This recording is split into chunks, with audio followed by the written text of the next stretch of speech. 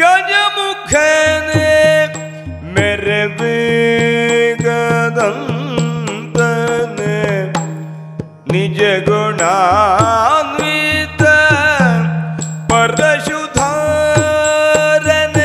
ನಿಜ ಗುಣಾನ್ವಿತ ಪರಶುಧಾರನೆ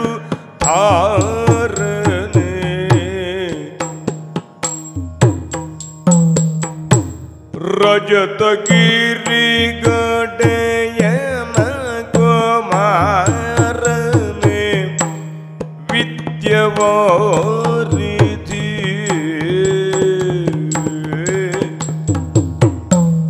ಅಜನು ಹರಿ ರುದ್ರಾದಿಗಳು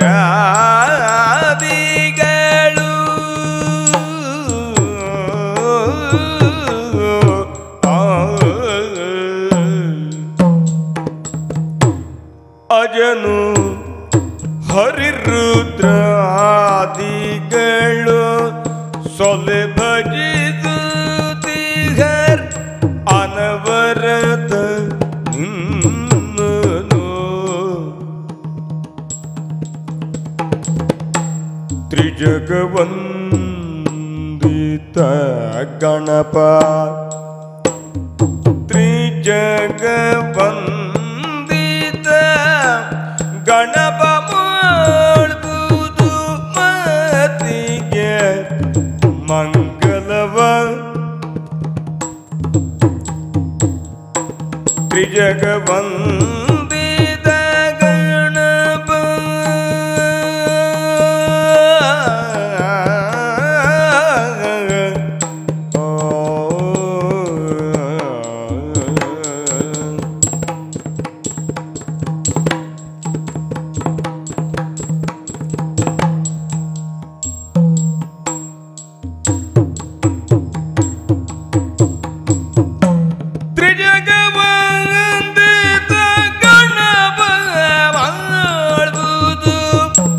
ಮತಿಗೆ ಮಂಗಲವ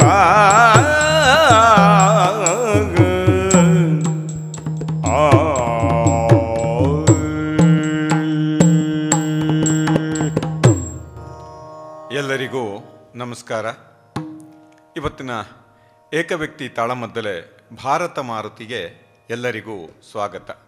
ಮಹಾಭಾರತದ ಭೀಮ ತನ್ನ ಅಂತರಂಗವನ್ನು ಬಿಚ್ಚಿಡುವಂತಹ ಸಂದರ್ಭ. ಪಾಂಡವರು ಮಹಾಪ್ರಸ್ಥಾನಕ್ಕಾಗಿ ಹೊರಟಿದ್ದಾರೆ. ಮುಂದೆ ಧರ್ಮರಾಯ, ಅವನ ಹಿಂದೆ ಭೀಮ, ಅವನ ಹಿಂದೆ ಅರ್ಜುನ, ಅದರ ಹಿಂದೆ ನಕುಲ ಸಹದೇವರು, ಎಲ್ಲರಿಗಿಂತ ಹಿಂದೆ ದ್ರೌಪದಿ ಮುಂದೊತ್ತಿ ಹೋಗ್ತಾ ಇರುವಾಗ ಅಣ್ಣನನ್ನು ಕರೆದು ಭೀಮ ಮಾತಾಡಿಸ್ತಾನೆ. ನಮ್ಮ ಕಥೆ ಏನಾಯಿತು ಎನ್ನುವುದನ್ನು ಮತ್ತೊಮ್ಮೆ ಮೆಲುಕು ಹಾಕುತ್ತಾನೆ. ಅದನ್ನೇ ಭಾರತ ಮಾರುತಿಯಾಗಿ ಪ್ರಸ್ತುತಪಡಿಸುತ್ತಿದ್ದೇವೆ. ಅದಕ್ಕೆ ಅಪ್ಪಣೆ. ಕವಿಗಳ ಸಂದಣಿಗೆ ಬಲಬಂದು ಬೇಳುವೆ ನೀ ಕಥಾಮೃತವ.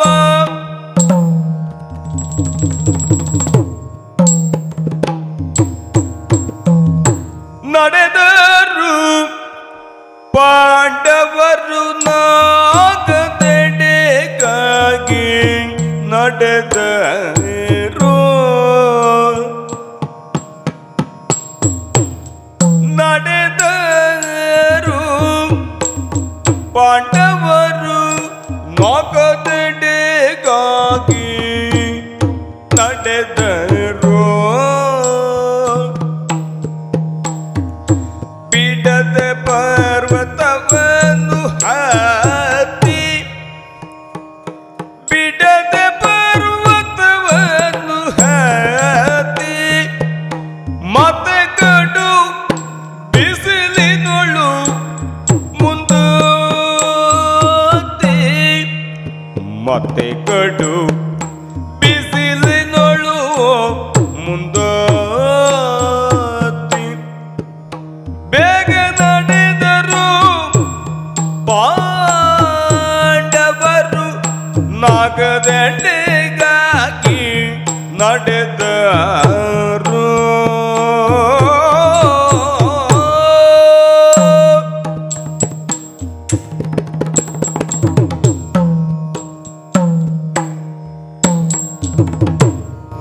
ಅಣ್ಣ ಯುಧಿಷ್ಠಿರ, ನಾವು ನಡೆಯುತ್ತಲೇ ಇದ್ದೇವೆ, ನೀನಂತೂ ತಿರುಗಿ ನೋಡುವವನಲ್ಲ.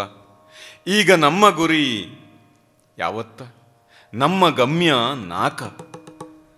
ಅಂದರೆ ಸಾವನ್ನರಸಿ ಹೊರಟಿದ್ದೇವೆ ನಾವು, ಬದುಕು ಸಾಕು ಅಂತ ಮುಗಿಸಿ. ಯಾವಾಗ ನಮಗೆ ತಿಳಿಯಿತೋ, ನಮ್ಮೆಲ್ಲರ ದೇವನಾದಂತಹ ಶ್ರೀಕೃಷ್ಣ ಈ ಲೋಕವನ್ನು ಬಿಟ್ಟು ಹೋದ ಎಂಬ ವಾರ್ತೆ ನಮ್ಮ ಕಿವಿಗೆ ಬಿದ್ದಿತೋ, ಆಗ ನಮಗೆ ಬದುಕು ಸಾಕು ಅನ್ನಿಸಿತು. ಹೊರಟೆವಲ್ಲ. ಇನ್ನೂ ಸಾಕು ಎನ್ನುವಾಗ ಎಷ್ಟು ನಡೆದೆವು ಅಣ್ಣ.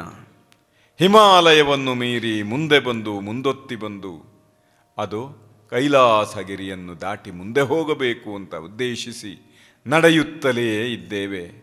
ನಮ್ಮ ಇಡೀ ಬದುಕು ಅದೆಂತಹ ಪಯಣ.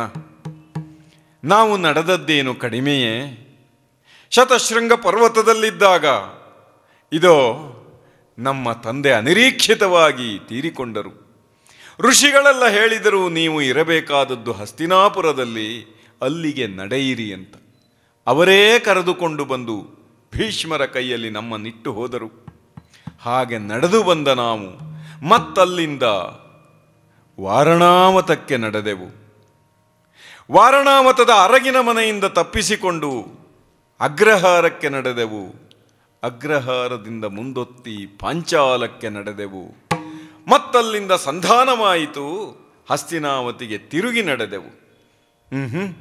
ಮುಗಿಯಲಿಲ್ಲ ಪಯಣ. ಅಲ್ಲಿಂದ ಇಂದ್ರಪ್ರಸ್ಥ ಅಂತ ನಮಗೆ ತೋರಿಸಿದರು, ಅಲ್ಲಿಗೂ ನಡೆದೆವು.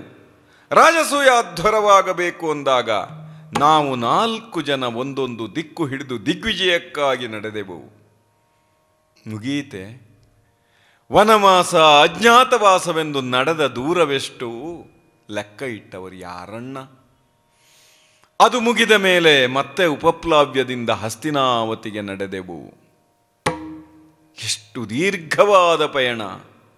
ಆಗೆಲ್ಲ ಮೊದಲು ನಡೆಯುವಾಗ ನಮಗೆ ಹೇಗಿತ್ತು? ಅರಗಿನ ಮನೆಯಿಂದ ಅಗ್ರಹಾರಕ್ಕೆ, ಅಗ್ರಹಾರದಿಂದ ಪಾಂಚಾಲಕ್ಕೆ ನಡೆಯುವಾಗ ನಾವು ಬದುಕಬೇಕು ಅಂತ ನಡೆಯುತ್ತಿದ್ದೆವು. ಹೇಗಾದರೂ ಬದುಕಬೇಕು. ಅರಮನೆಯ ಆ ಭಯದಿಂದ ಹೆದರಿ ಓಡುತ್ತಿದ್ದ ನಮಗೆ ಎಲ್ಲಿಯಾದರೂ ಒಂದು ಆಸರೆ ಸಿಕ್ಕರೆ ಅಂತ ನಡೆಯುತ್ತಿದ್ದ ಕಾಲ ಇತ್ತು. ಅವೆಲ್ಲ ಬದುಕಿಗಾಗಿ ನಡೆದ ನಡೆಗಳು. ಈಗ ಸಾವನ್ನರಸಿ ನಾವೇ ನಡೆಯುತ್ತಿದ್ದೇವೆ. ಆಗ ನಮಗನಿಸಿತ್ತು, ನಮ್ಮ ಹಿಂದೆ ಸಾವಿದೆ, ಅದರಿಂದ ತಪ್ಪಿಕೊಳ್ಳಬೇಕು ಎಂಬ ಭಾವವಿತ್ತು. ಈಗ ಸಾವಿಗೆ ಎದುರು ಬಾ ಎಂದು ಕರೆದು ನಾವು ನಡೆದುಕೊಂಡು ಹೋಗುತ್ತಿದ್ದೇವೆ. ಈ ನಡಿಗೆಗೆ ಏನು ಉದ್ದೇಶ ಅಣ್ಣ? ಬದುಕು ಚಲನಶೀಲವಾಗಿರಬೇಕು, ನಿಂತ ನೀರಾಗಬಾರದು ಅಂತ. ಹಾಗೆ ನೋಡಿದರೆ ಪಾಂಡವರ ಬದುಕಿನಲ್ಲಿ ಒಂದು ನೆಲೆ ಅಂತ ದಕ್ಕಿದ್ದು ಬಹಳ ವರ್ಷಗಳ ಮೇಲೆ ನೀನು ಸಾಮ್ರಾಟನಾದಾಗ. ಆದರೆ ನಾವು ಗಳಿಸುವಾಗ ಕಳೆದುಕೊಂಡದ್ದೇ ಹೆಚ್ಚಿತ್ತು. ಬದುಕಿನ ನಡೆಯಲ್ಲಿ ನಮಗಿಂತಲೂ ಮುಂದೆ ತಾಯಿ ಹೇಳಿದಳು, ಅದೋ ಧೃತರಾಷ್ಟ್ರನು, ಸಂಜಯನು, ವಿದುರನು, ಗಾಂಧಾರಿಯು ವಾನಪ್ರಸ್ಥಕ್ಕಾಗಿ ಹೊರಟಿದ್ದಾರೆ. ನಾನೂ ಅವರ ಸಂಗಡ ನಡೆಯುತ್ತೇನೆ. ಬೀಳ್ಕೊಡುವುದಕ್ಕೆ ಅಂತ ಬಂದ ನಮಗೆ ಎಷ್ಟು ಅನಿರೀಕ್ಷಿತವಾದದ್ದಿದು. ತಾಯಿ ತೀರ್ಮಾನವನ್ನು ತೆಗೆದುಕೊಂಡಳು, ಹೊರಟಿದ್ದೇನೆ ಅಂತ. ಹಾಗೊಂದು ಮೇಲ್ಪಂಕ್ತಿ ನಮಗಿತ್ತಲ್ಲ. ಆ ಕಾರಣದಿಂದ ಈಗಲೂ ನಾವು ವಾನಪ್ರಸ್ಥ ಅಂತ ನಂಬಿ ವನಕ್ಕೆ ನಿಂತವರಲ್ಲ, ನಡೆಯುತ್ತಲೇ ಇದ್ದೇವೆ. ಅದೋ ಅಲ್ಲಿ ಮುಂದೆ ಹೋದರೆ, ಇನ್ನೂ ಮುಂದೆ ಹೋದರೆ ಸ್ವರ್ಗವಿದೆ ಎಂದು. ಆದರೆ ನಮ್ಮ ನಡಿಗೆಗೆಲ್ಲ ಒಂದು ಉದ್ದೇಶವಿತ್ತಲ್ಲ. ಪಾಂಡವರು ಚಲನಶೀಲವಾದ ಬದುಕು ಯಾರಿಗೆ ಏನಾಗಬೇಕು? ಜಗಕ್ಕೆ ಮಾರ್ಗದರ್ಶಿಯಾಗಬೇಕು. ಅಮ್ಮನ ಸಂಕಲ್ಪ ಅದು. ನಿನ್ನನ್ನು ಪಡೆಯುವಾಗ ಯಮಧರ್ಮನಲ್ಲಿ ಕೇಳಿದಳಂತೆ, ಪ್ರಪಂಚದಲ್ಲಿ ಧರ್ಮವನ್ನು ಸಾಕುವುದಕ್ಕೆ ನನಗೊಬ್ಬ ಮಗ ಬೇಕು ಅಂತ. ಬರೇ ತತ್ವವಾದರೆ ಸಾಲದು. ಆ ತತ್ವವನ್ನು ಜಗದಲ್ಲಿ ನಿಲ್ಲಿಸುವಾಗ ಅದಕ್ಕೆ ಬಲ ಬೇಕು ಅಂತ, ಭೀಮ ಬೇಕು ಅಂತ ಬಯಸಿದಳಂತೆ. ಅಷ್ಟೂ ಸಾಲದು. 3 ಲೋಕದಲ್ಲಿಯೂ ಕೂಡ ಈ ಧರ್ಮ ಸ್ಥಾಪನೆಯಾಗಿದೆ ಎನ್ನುವುದು ಗೊತ್ತಾಗಬೇಕು. ಅದಕ್ಕೆ ಅಂತಹದ್ದೊಂದು ಪ್ರಸಿದ್ಧಿಯೂ ಬೇಕು. ಅಂತ ಇಂದ್ರನನ್ನು ಒಲಿಸಿ ಅರ್ಜುನನನ್ನು ಪಡೆದಳಂತೆ. ಹಾಗೆ ನಮಗೆ ಬದುಕಿನಲ್ಲಿ ಆಳುವುದು, ಮಾರ್ಗದರ್ಶಕರಾಗುವುದು, ಒಂದು ಒಳಿತನ್ನು ಸಾಧಿಸುವುದು, ಧರ್ಮವನ್ನು ಸ್ಥಾಪಿಸುವುದು ಅಧಿಕಾರವಲ್ಲ, ಕರ್ತವ್ಯವಾಗಿತ್ತು. ಗಾಂಧಾರಿಯೂ ಕೂಡ ಆಳುವುದಕ್ಕೆ ಬೇಕು ಅಂತಲೇ ಮಗನನ್ನು ಹಡೆದಳು. ಹಡೆಯುವುದಕ್ಕೆ ತಾಳ್ಮೆ ವಹಿಸದೆ ಕಾಯದೆ ಅವಳೇನು ಮಾಡಿದಳು? ಹೊಸಕಿಕೊಂಡಳು. ಆದರೂ ವ್ಯಾಸರು ಬದುಕಿಸಿದರು. ಆದರೆ ಅವರ ದೃಷ್ಟಿಯಲ್ಲಿದ್ದದ್ದು ದೇಶವನ್ನಾಳಬೇಕು ಎನ್ನುವಂಥದ್ದು. ಆದರೆ ಧರ್ಮದಿಂದ ಆಳುವವನು, ತಪಸ್ಸಿನಿಂದ ಆಳುವವನು ಏನನ್ನ ಆಳುತ್ತಾನೆ? ಕೇವಲ ದೇಶವನ್ನಲ್ಲ ಅಣ್ಣ, ಕಾಲವನ್ನಾಳುವುದಕ್ಕಾಗಿ ನೀನು ಬೇಕಾಗಿತ್ತು. ಕಾಲವನ್ನಾಳಿದೆ ನೀನು,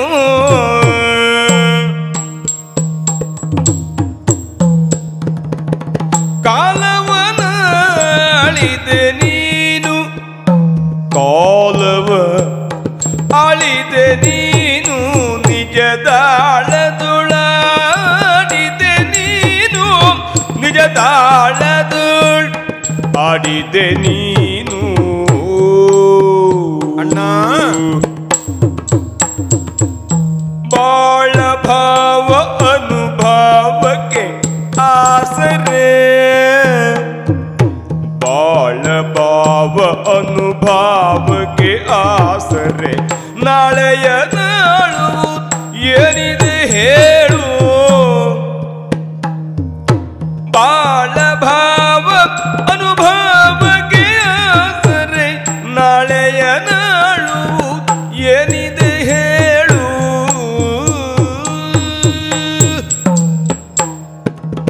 ಕಾಲವನ್ನಾಳಿದೆ ನೀನು, ನಿಜ ತಾಳದುಳ್ ಆಡಿದೆ ನೀನು.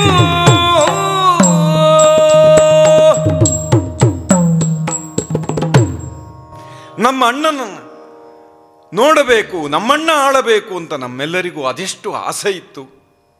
ನಮ್ಮಮ್ಮನ ಸಂಕಲ್ಪ ಅದೆಷ್ಟು ನಿಖರವಾದದ್ದಾಗಿತ್ತು ಅಂತಂದರೆ, ನೀನು ಹುಟ್ಟಿದೆ ಎಂಬ ಕ್ಷಣದಲ್ಲಿಯೇ ಕಾಲವನ್ನಾಳುವುದಕ್ಕೆ ನೀನು ಆರಂಭಿಸಿದೆ. ಹಾಗಾಗಿ ಗಾಂಧಾರಿ ತನ್ನ ಬಸಿರನ್ನು ಹೊಸಕಿಕೊಂಡಳು. ಕಾಲಕ್ಕಾಗಿ ಕಾಯುವುದಕ್ಕೆ ಅವಳಿಗೂ ವ್ಯವಧಾನ ಉಳಿಯಲಿಲ್ಲ. ಆ ಕ್ಷಣದಿಂದಲೂ ಕುಂತಿಯ ಮಕ್ಕಳು ದೇಶವನ್ನಾಳುತ್ತಾರೆ ಅಂತಲೇ ಅವರು ಭಾವಿಸಿದರು.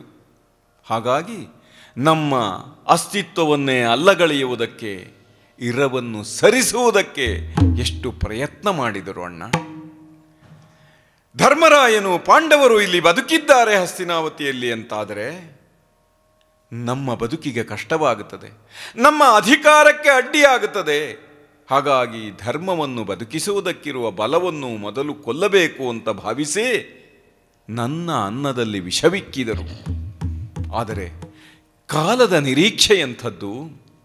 ಕಾಲ ನನ್ನನ್ನು ಬದುಕಿಸಿತು. ಹೇಗೆ? ಇರುವ ತ್ರಾಣಕ್ಕಿಂತಲೂ ಸಹಸ್ರಪಟ್ಟವು ಶಕ್ತಿ ಹೆಚ್ಚಾಯಿತು.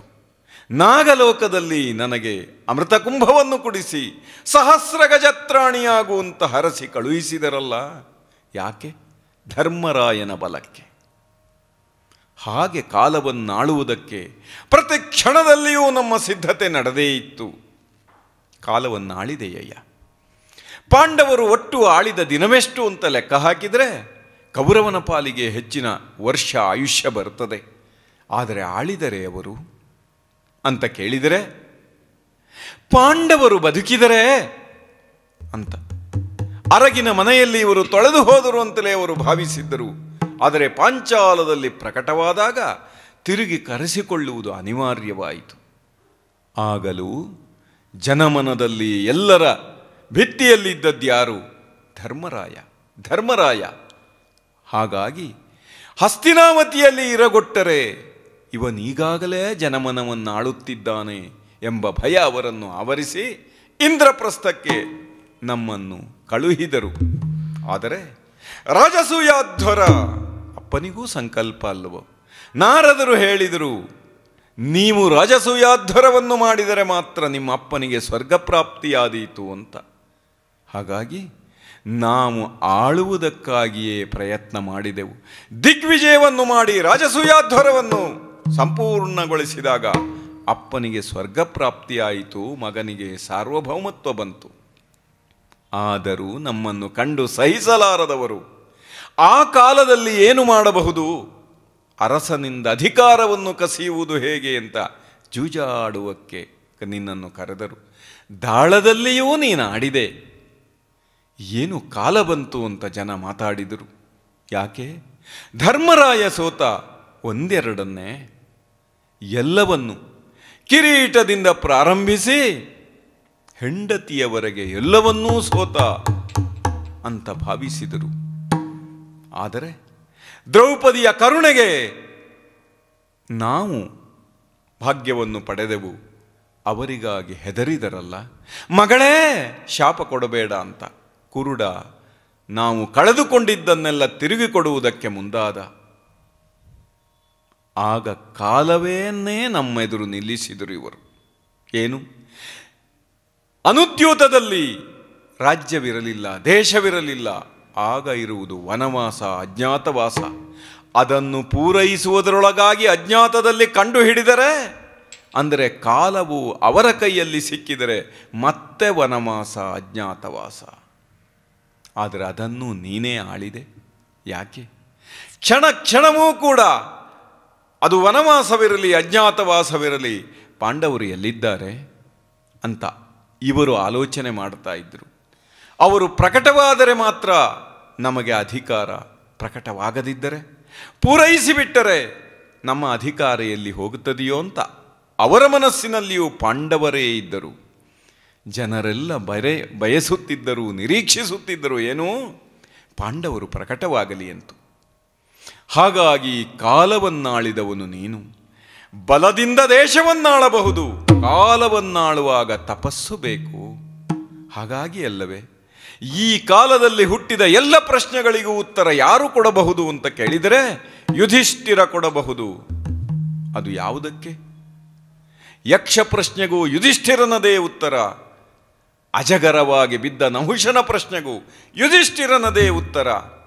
100 ಯೋಗಿಗಳು ಬಂದು ಪ್ರಪಂಚದ ಹಿಂದಿನ ಕಥೆಗಳನ್ನು ಹೇಳಿ, ಯುಧಿಷ್ಠಿರ ಈ ಎತ್ತರಕ್ಕೆ ನೀನೇರಬೇಕು ಅಂತ ಹೇಳಿದಾಗ ನೀನಾಳಿದೆ ಅಣ್ಣ.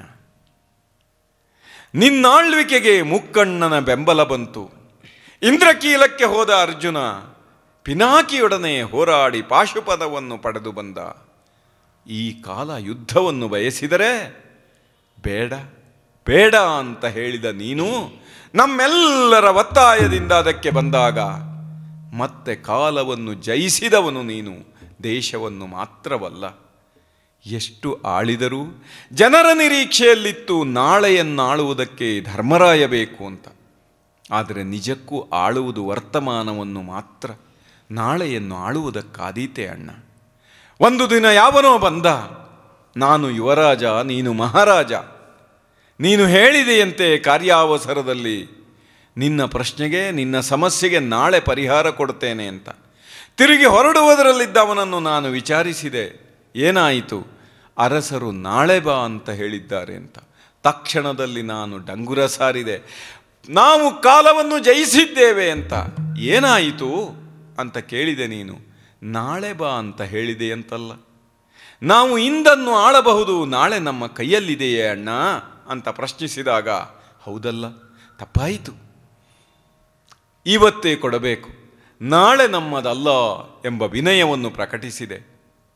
ಆಳುವುದಿದ್ದರೂ ಇಂದನ್ನು ಮಾತ್ರ, ಜನರ ನಿರೀಕ್ಷೆ ನಾಳೆಯತ್ತ ಇದೆ ಅಣ್ಣ. ಹೀಗೆ ಪ್ರತಿ ಕ್ಷಣದಲ್ಲಿಯೂ ನಿನ್ನ ಬೆಂಬಲಕ್ಕೆ ನಿಂತರೂ ಜನ ನಮ್ಮನ್ನು ದೇಶದತ್ತ, ನಮ್ಮ ಹಸಿವೆಯತ್ತಲೇ ಎಳೆದು ತಂದರು. ನಮ್ಮ ಕುರಿತಾಗಿ ಮಾತಾಡುವಾಗ ಎಷ್ಟು ಹಗುರವಾಗಿ ಮಾತಾಡಬಹುದೋ ಅದನ್ನೆಲ್ಲ ಮಾಡಿದರು. ಉಳಿದವರನ್ನು ಬಿಡು, ನನ್ನನ್ನೇ ನೋಡು. ನನ್ನನ್ನು ಇಡಿಯಾಗಿ ಕರೆದದ್ದು ವೃಕೋದರ ಎನ್ನುವ ನೆವದಲ್ಲಿ ನಾನು ನನ್ನ ಹಸಿವೆಗೆ ಉಂಡರೆ ಜನ ಏನು ಹೇಳಿದರೂ ತುಂಬಿದ ಬೊಗಸೆಯೊಳ್ಳುಣುತ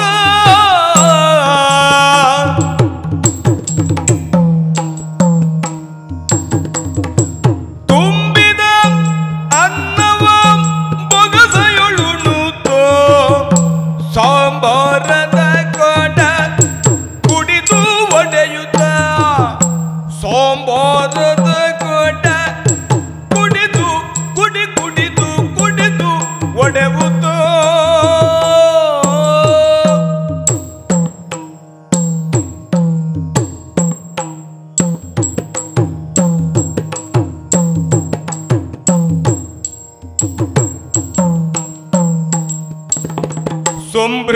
ಸಂಭ್ರಮದೂಟವು ತನಗಿದು ಎನ್ನುತ್ತ ಸಂಭ್ರಮದೂಟವು ತನಗಿದು ಎನ್ನುತ್ತ ಮುಂಬರಿಯುವ ವೃಷಭಗಳ ನಿಲ್ಲಿಸುತ್ತ ಮುಂಬರಿಯುವ ವೃಷಭಗಳ ನಿಲ್ಲಿಸುತ್ತ ಭೀಮವನ ರಣ ನಿಸ್ಸೀಮ ಬಂದ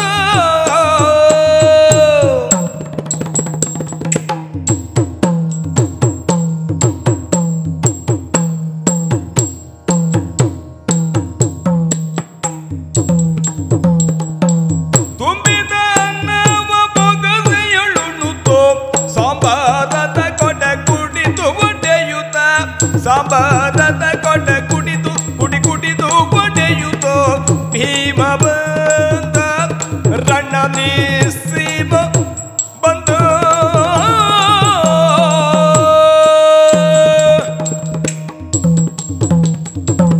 ಹಿಡಿಂಬವನವನ್ನು ದಾಟಿ ನಾವು ಅಗ್ರಹಾರದಲ್ಲಿ ಹೋಗಿ ವೇಷ ಮರಸಿ ಉಳಿದಿದ್ದೆವಲ್ಲ. ನಾವೈವರು ಭಿಕ್ಷೆ ಬೇಡಿದಾಗ ತಂದ ಅನ್ನದಲ್ಲಿ ಅರ್ಧವನ್ನು ಭೀಮನಿಗೆ ಉಳಿದರ್ಧ ಮತ್ತೈವರಿಗೆ ಎನ್ನುವ ರೀತಿಯಲ್ಲಿ ನಮ್ಮ ಊಟ ಸಾಗಿತ್ತು. ಆದರೆ ಆ ಕಾಲದಲ್ಲಿ ದೇಶವನ್ನು ಆಳುತ್ತಿರುವಂತಹ ಪ್ರಭುಗಳ ಕಣ್ಣು ತಪ್ಪಿಸಿ ಅದೇ ಊರಿನಲ್ಲಿ ನರಭಕ್ಷಕನಾದಂತಹ ಬಕ ಉಳಿದುಕೊಂಡಿದ್ದ. ಅವನನ್ನು ಕುರಿತು ವಿಚಾರಿಸುವವರು, ಅವನನ್ನು ಕೊಲ್ಲುವವರು, ಧೀರರು ವೀರರು ಈ ಭೂಮಿಯಲ್ಲಿ ಇರಲಿಲ್ಲವೇ? ಅಮ್ಮ ಹೇಳಿದಳು, ಭೀಮ, ನಿನಗಿದೋ ಒಂದು ದಿನ ಪೂರ್ಣ ಊಟ ಸಿಗುತ್ತದೆ ಅಂತ. ಉತ್ಸಾಹದಿಂದ ಎದ್ದು ನಿಂತ, ಏನು ಮಾಡಬೇಕು ಅಂತ. ಬಕನನ್ನು ಕೊಂದು ಬಾ ಅಂತ ಹೇಳಿದಳು. ಇಡೀ ಊರು ಸಂಭ್ರಮಿಸಿತು. ನಮಗೆ ಆಶ್ರಯ ಕೊಟ್ಟ ಬ್ರಾಹ್ಮಣನ ಮನೆಯಲ್ಲಿ ಮಗನನ್ನು ಬಲಿ ಕೊಡಬೇಕಲ್ಲ ಅಂತ ಅವರು ಚಿಂತೆ ಮಾಡುತ್ತಿದ್ದಾಗ ಅವಳಿಗೆ ಭರವಸೆ ಕೊಟ್ಟವಳು ನಮ್ಮಮ್ಮ. ನಮ್ಮಲ್ಲೇ ಮೇಲೆ ಅದೆಷ್ಟು ಭರವಸೆ ಅಮ್ಮನಿಗೆ.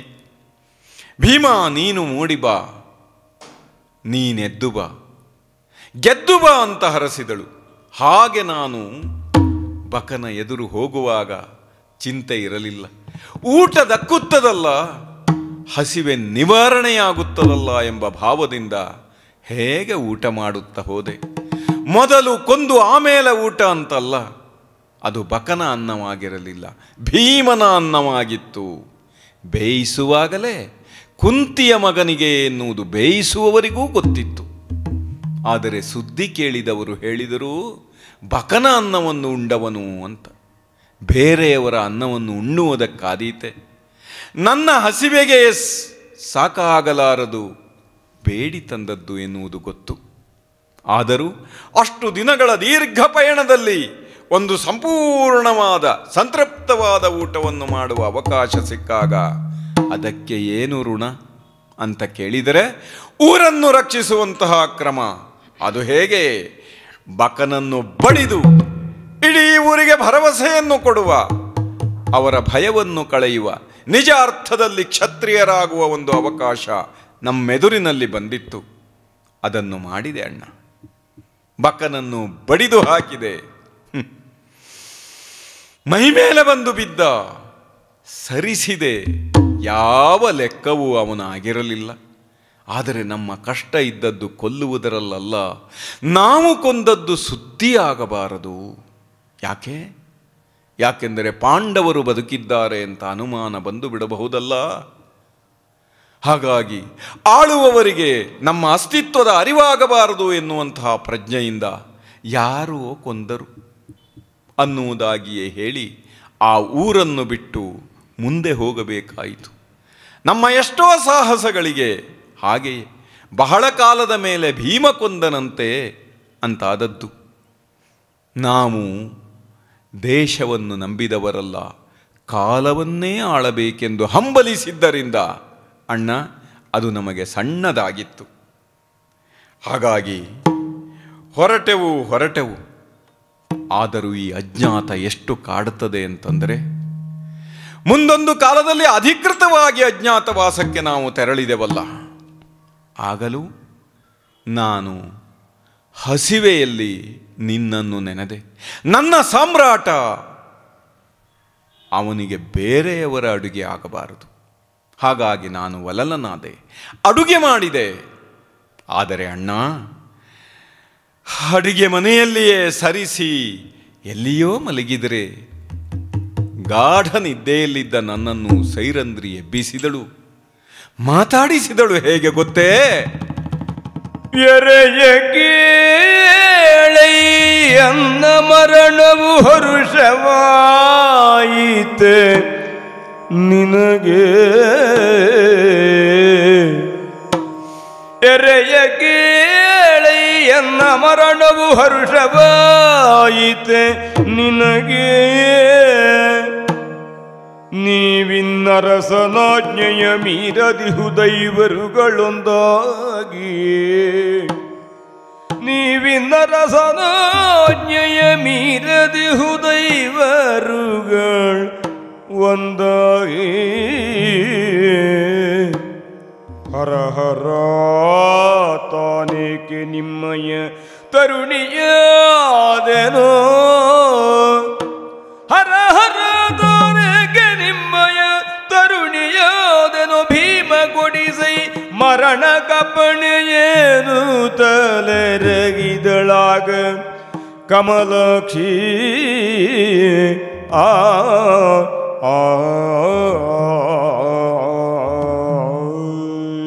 ನಮ್ಮ ಇವರ ಪತ್ನಿಯಾದಂತಹ ದ್ರೌಪದಿ ಸೈರಂಧ್ರಿಯಾಗಿ ತನ್ನ ಮುಡಿಯನ್ನು ಬಿಚ್ಚಿಕೊಂಡರೂ ಸುದೇಶ್ನೆಯ ಮುಡಿ ಕಟ್ಟುವಂತಹ ಕೈಂಕರ್ಯದಲ್ಲಿ ತೊಡಗಿಕೊಂಡಳಲ್ಲ. ಈ ಜಗತ್ತಿನಲ್ಲಿ ಅದು ಎಷ್ಟು ಕಷ್ಟ ಅಣ್ಣ. ತನಗಿಲ್ಲದ ಸೌಂದರ್ಯವನ್ನು ಮತ್ತೊಬ್ಬ ಹೆಣ್ಣಿಗೆ ಅನುಕೂಲ ಮಾಡಿಕೊಡುವ ಕೈಂಕರ್ಯದಲ್ಲಿ ರಾಜಸೂಯಾಧ್ವರದ ಮಹಾ ಸಾಮ್ರಾಜ್ಞಿ ಪಾಂಚಾಲೆ ಕೈಗೊಂಡಳು. ಆದರೆ ಬಿಟ್ಟಿತೆ ವಿಧಿ, ಅವಳ ಸೌಂದರ್ಯ. ಅದನ್ನು ಮರೆಮಾಚುವುದಕ್ಕೆ ಸಾಧ್ಯವೇ? ಕೀಚಕ ಮತ್ತೆ ಮನಸ್ಸು ಮಾಡಿದ. ಸೈರಂಧ್ರಿಯ ಮೆತ್ತ ಕಣ್ಣು ಬಿತ್ತು ಅವನದ್ದು. ಸುದೇಶ್ನೆ ವಿರಾಟ ಅವರಿಗೆ ಸುರಕ್ಷೆಯನ್ನು ನೀಡಲಾರದೇ ಹೋದರು.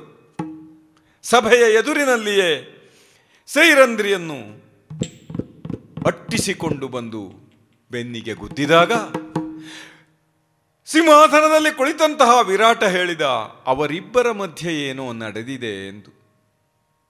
ಎಷ್ಟು ಅವಮಾನ ಅಣ್ಣ. ಅಡುಗೆ ಮನೆಯಲ್ಲಿದ್ದ ನಾನು ಕುದಿದೆದ್ದಿದ್ದೆ.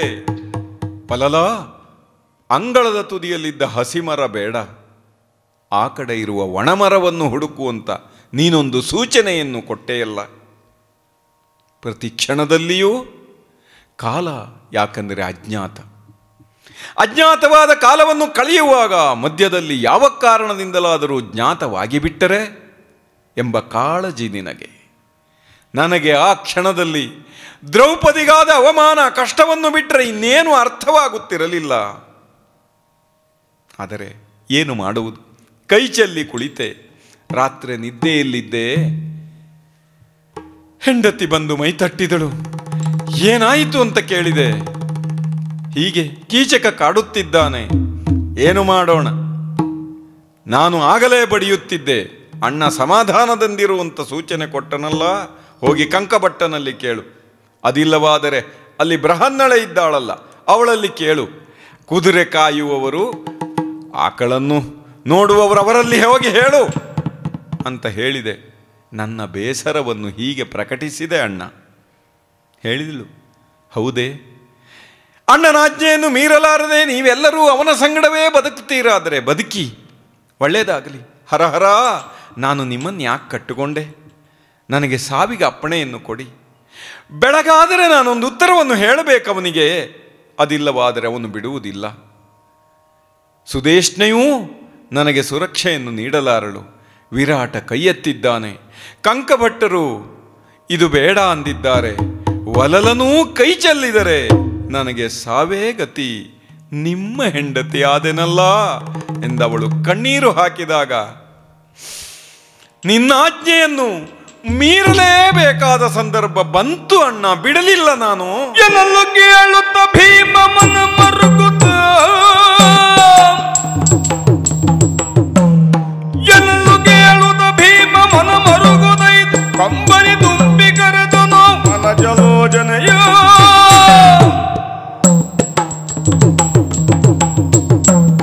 ಆ ಮಾತನ್ನು ಕೇಳಿದಾಗ ನನಗೆ ಬಹಳ ಕಷ್ಟವಾಯಿತು. ಇನ್ನು ತಾಳಲಾರೆ ಎನ್ನಿಸಿತು. ಅವಳ ಕೈ ಹಿಡಿದೆ. ಅಣ್ಣ, ಯಾರ ಕೈ ಹಿಡಿದು ನಾವೈವರು ದಾಂಪತ್ಯವನ್ನು ನಡೆಸಬೇಕು ಅಂತ ಬಂದೆವೋ, ಅವಳ ಕೈ ಮುಟ್ಟಿದಾಗ, ಅವಳ ಮೈ ಮುಟ್ಟಿದಾಗ ಎಂತಹ ಸುಖ ನಮಗೆ ಸಿಗುತ್ತಾ ಇತ್ತು, ಎಷ್ಟು ದಿವ್ಯವಾದ ಅನುಭವ ನಮಗಿತ್ತು. ಆದರೆ ಅಂದು ಸೈರಂಧ್ರಿಯ ಕೈ ಹಿಡಿದಾಗ ಗಂಧವನ್ನು ತೇಯ್ದ ಆ ಕೈಗಳು ಮುರುಟಿಕೊಂಡಿದ್ದವು. ಗಡುಸಾಗಿತ್ತು. ಮೃದುವಾದ ಹಸ್ತ ಎಷ್ಟು ಗಡುಸಾಗಿತ್ತು. ಅಣ್ಣ, ಪಾಂಡವರನ್ನು ಕಟ್ಟಿಕೊಂಡ ದ್ರೌಪದಿಯ ಪರಿಸ್ಥಿತಿ ಹೀಗಾಯಿತಲ್ಲ. ಪ್ರಪಂಚದ ಮೃದುತ್ವವನ್ನೇ ನಾವು ಕಳೆದೆವೆ. ನಮ್ಮ ಪ್ರೇಮ, ನಮ್ಮ ಪ್ರೀತಿಗಳು ಇಷ್ಟು ಕಷ್ಟಪಡಬೇಕಾಯಿತೆ ಅಂತ ಕಣ್ಣಲ್ಲಿ ನೀರು ಬಂತಣ್ಣ. ಕೈ ಹಿಡಿದು ಹತ್ತು ಬಿಟ್ಟೆ ಅಣ್ಣ. ಭೀಮನಿಗೆ ಭಾವವಿಲ್ಲ ಅಂತಂದುಕೊಂಡವರು ಇದ್ದರೂ ಅದು ಉದ್ದಟತನ, ಹುಂಬತನ ಅಂತ ಅಂದುಕೊಂಡಿದ್ದೀರಿ. ಆದರೆ ನನ್ನ ಹೃದಯವು ಕರಗಿ ಬಿಟ್ಟಿತು ಅವಳ ಕಷ್ಟಕ್ಕಾಗಿ. ಇಂತಹ ಹೆಣ್ಣನ್ನು ಕೆಣಕಿದನೇ ಕೀಚಕ. ಅಣ್ಣನಾಜ್ಞೆಯನ್ನು ಮೀರ್ತೇನೆ, ಅಣ್ಣನಾಜ್ಞೆಯನ್ನು ಮೀರ್ತೇನೆ, ಬಿಡುವುದಿಲ್ಲ ಅಂತ ಹೇಳಿದೆ. ಬಿಟ್ಟೆನ? ಬಿಡೆ ಕನ್ನ, ನೀ ನಳಲದಿರು. ಇನ್ನು ಚಿಂತೆ ಮಾಡಬೇಡ, ಅಣ್ಣನಾಜ್ಞೆಯನ್ನು ಮೀರಿದ್ದೇನೆ ನಾನು ಅಂತ ಭರವಸೆಯನ್ನು ಕೊಟ್ಟೆ. ಆದರೂ ಕಷ್ಟ ಯಾಕೆ ಗೊತ್ತೇ? ನಾನೊಬ್ಬನೇ ಅತ್ತೆ ಅಣ್ಣ. ಕೈ ಹಿಡಿದ ಹೆಂಡತಿಯಲ್ಲಿ ಹೇಳಿದೆ, ಒಂದು ನಾಟಕ ಮಾಡು, ನಾಳೆ ರಾತ್ರಿಯಲ್ಲಿ ಅಲ್ಲಿ ಊರ ಹೊರಗಿನ ನಾಟ್ಯಾಲಯದಲ್ಲಿ ನಾನು ಬರ್ತೇನೆ ರಾತ್ರಿಯಲ್ಲಿ ಅಂತ ಹೇಳು ಅಂತ. ಇದು ಯಾವ ಕಷ್ಟ ಹೇಳು? ಯಾರನ್ನೂ ಎದುರಿಸಿಯೇನು, ಯಾರನ್ನೂ ಬಡಿದೇನು, ಸಹಸ್ರ ಗಜತ್ರಾಣಿ ಅಂತ ಅನ್ನಿಸಿಕೊಂಡ ನಾನು ಹೆಂಡತಿಯಲ್ಲಿ ನಾಟಕಕ್ಕೇ ಆದರೂ ಒಬ್ಬ ದುಷ್ಟನಲ್ಲಿ ನಾನು ನಿನ್ನನ್ನು ಪ್ರೀತಿಸುತ್ತೇನೆ ಅಂತ ಹೇಳು, ನಾಳೆ ರಾತ್ರಿ ಬರ ಹೇಳು ಅಂತ. ಅಭಿನಯಕ್ಕಾದರೂ ಇದನ್ನು ಹೇಳು ಅಂತ ಹೇಳುವ ಅನಿವಾರ್ಯ ಬಂತಲ್ಲ ಪಾಂಡವರಿಗೆ. ಇದು ಎಂಥ ಕಷ್ಟ ಅಣ್ಣ. ಒಂದು ಕ್ಷಣ ಬದುಕಿದ್ದಾಗ ನಾನು ಬೃಹನ್ನಳೆಯೇ ಆದೆ ಅಂತನ್ನಿಸಿದ ಕ್ಷಣ ಅದು. ಆಯಿತು. ಅಲ್ಲಿಂದಲೂ ಕೀಚಕರನ್ನು ಬಡಿದು ಹಾಕಿದೆವು. ನಮ್ಮ ಪ್ರಶ್ನೆ ಅದೇ, ಯಾರು ಕೊಂದರು? ಯಾರೋ ಕೊಂದರು. ಕತ್ತಲಲ್ಲಿ ಅಜ್ಞಾತ ವ್ಯಕ್ತಿಗಳು ಕೊಂದು ಹಾಕಿದರು ಅಂತಾಗಬೇಕು. ಉಪಕೀಚಕರು ದ್ರೌಪದಿಯನ್ನೇ ಹಿಡಿದು ಹೊರಟಿದ್ದರು. ಕೀಚಕನ ಸಂಗಡ ಇವಳನ್ನೂ ಸುಡುತ್ತೇವೆ ಅಂತ ಅವರನ್ನೂ ಬಡಿದು ಹಾಕಿದೆ. ಯಾರು ಬಡಿದರು? ಯಾರೋ ಬಡಿದರು. ಯಾಕೆಂದರೆ ಹೇಳಿದ್ದಳಲ್ಲ ದ್ರೌಪದಿ, 5 ಗಂಧರ್ವ ಪುರುಷರು ನನ್ನ ಪತಿಯರಾಗಿದ್ದಾರೆ, ಅವರು ಇವರನ್ನು ಯಾರನ್ನೂ ಇಡಗೊಡುವುದಿಲ್ಲ ಅಂತ. ಓಹೋ, ಅವರೇ ಕೆಳಗಿಳಿದು ಬಂದರು ಅಂತ ಅವರಂದುಕೊಂಡರು. ಇದು ವಿರಾಟನ ನಗರಿಗೆ ಸುದ್ದಿಯಾಗಬಹುದು, ಆದರೆ ಕೀಚಕ ಸತ್ತ ಎನ್ನುವ ಸುದ್ದಿ ಹಸ್ತಿನಾವತಿಗೆ ಯಾರೋ ಕೊಂದರು ಅಲ್ಲ, ಭೀಮನೇ ಕೊಂದಿರಬೇಕು ಎಂದನ್ನಿಸಿತು. ರಾಜಕಾರಣವೇ ಹೀಗೆ. ನಮ್ಮನ್ನು ಬಲ್ಲವರು ನಾವೆಲ್ಲಿದ್ದರೂ ಗುರುತಿಸುತ್ತಾರೆ. ಅಲ್ಲಿಯೂ ನೀನು ಕಾಲವನ್ನಾಳಿದೆ ಅಣ್ಣ. ಕೇಳಿದ್ದೇವಲ್ಲ ನಾವು.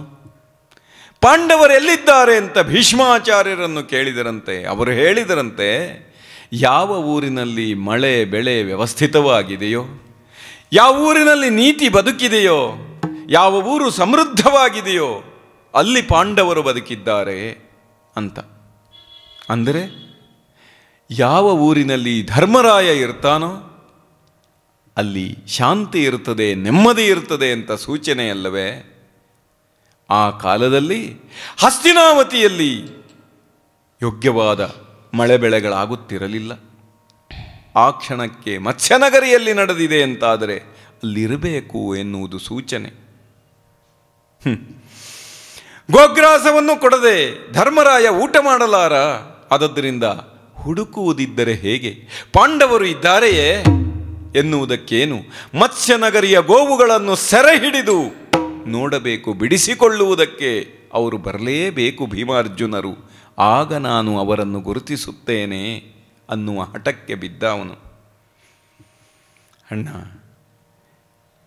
ಈ ಯುದ್ಧ ಮಾಡುವುದು, ಇವರನ್ನು ಕೊಲ್ಲುವುದು ಬಿಡು. ಬದುಕಿನಲ್ಲಿ ಒಂದು ಕ್ಷಣ ನಾನು ನಿನಗಿಂತ ಹಿರಿಯನಾಗುವ ಅವಕಾಶ ಬಂದು ಬಿಟ್ಟಿತ್ತು. ಯಾವಾಗ? ಆ ಹಿಡಿಂಬವನದಲ್ಲಿ ನಿಮ್ಮನ್ನೆಲ್ಲ ಹೊತ್ತು ತಂದು ಮಲಗಿಸಿದಾಗ ಕಾಯುವುದಕ್ಕೆ ನಾನೇ ಇದ್ದೆ. ಆಗ ನನಗನಿಸಿರಲಿಲ್ಲ. ಈಗ ನಿನಗೆ ಹೇಳಬಹುದು, ಯುಧಿಷ್ಠಿರ ಯುದ್ಧದಲ್ಲಿ ಸ್ಥಿರವಾಗಿ ನಿಲ್ಲುವವನು ಅಂತಲ್ಲವೇ?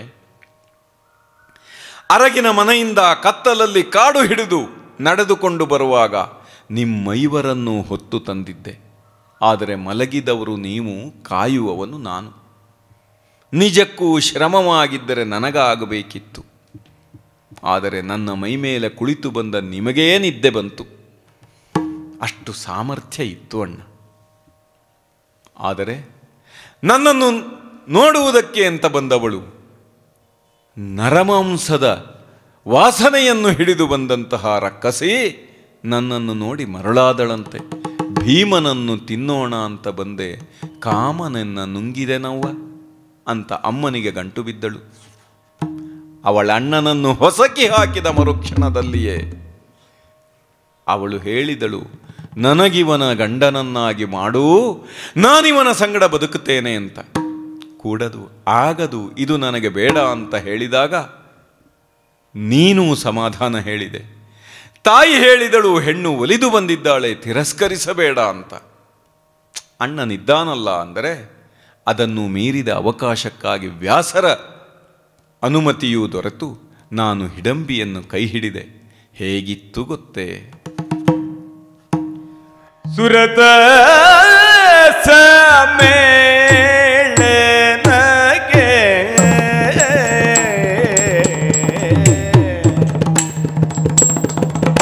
ಸುರತ ಸಮೇಳನಗೆ ಭರಿತ ಗಿರಿಶಿಖರಗಳು ಭರಿತ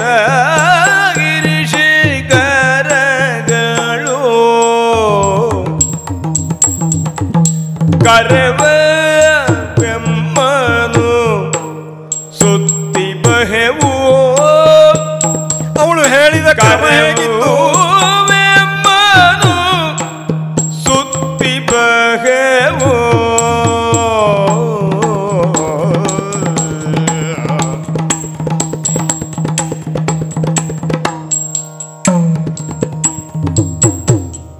ಕರವ ಸುತ್ತಿ ಬಗೆವು.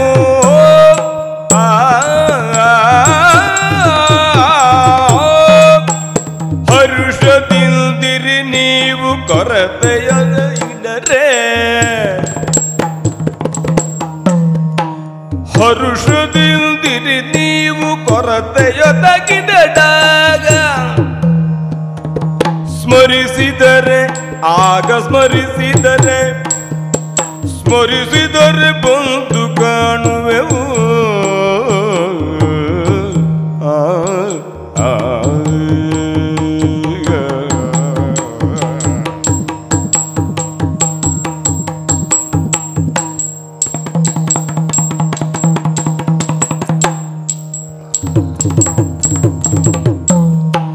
ಹರುಷದಿಂದಿರಿ ನೀವು ಕೊರತೆಯೊದಗಿದಾಗ ಸ್ಮರಿಸಿದರೆ ಬಂದು ಕಾಣುವೆವು.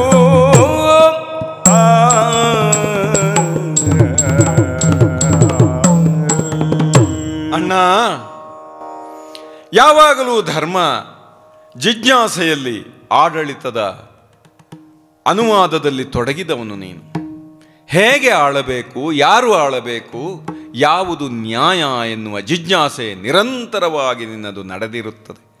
ಅದಕ್ಕೆ ಬಲವಾಗಿ ನಿಲ್ಲುವುದು ನಮ್ಮ ಕೆಲಸ ಅಂತ ನಾವು ತಿಳಿದವರು. ಆದರೆ ಅನಿರೀಕ್ಷಿತವಾದ ಒದಗಿದಂಥ ಈ ಸಂದರ್ಭದಲ್ಲಿ ಆ ಹೆಣ್ಣು ಹೇಳಿದ ಮಾತೇನು ಗೊತ್ತೇ?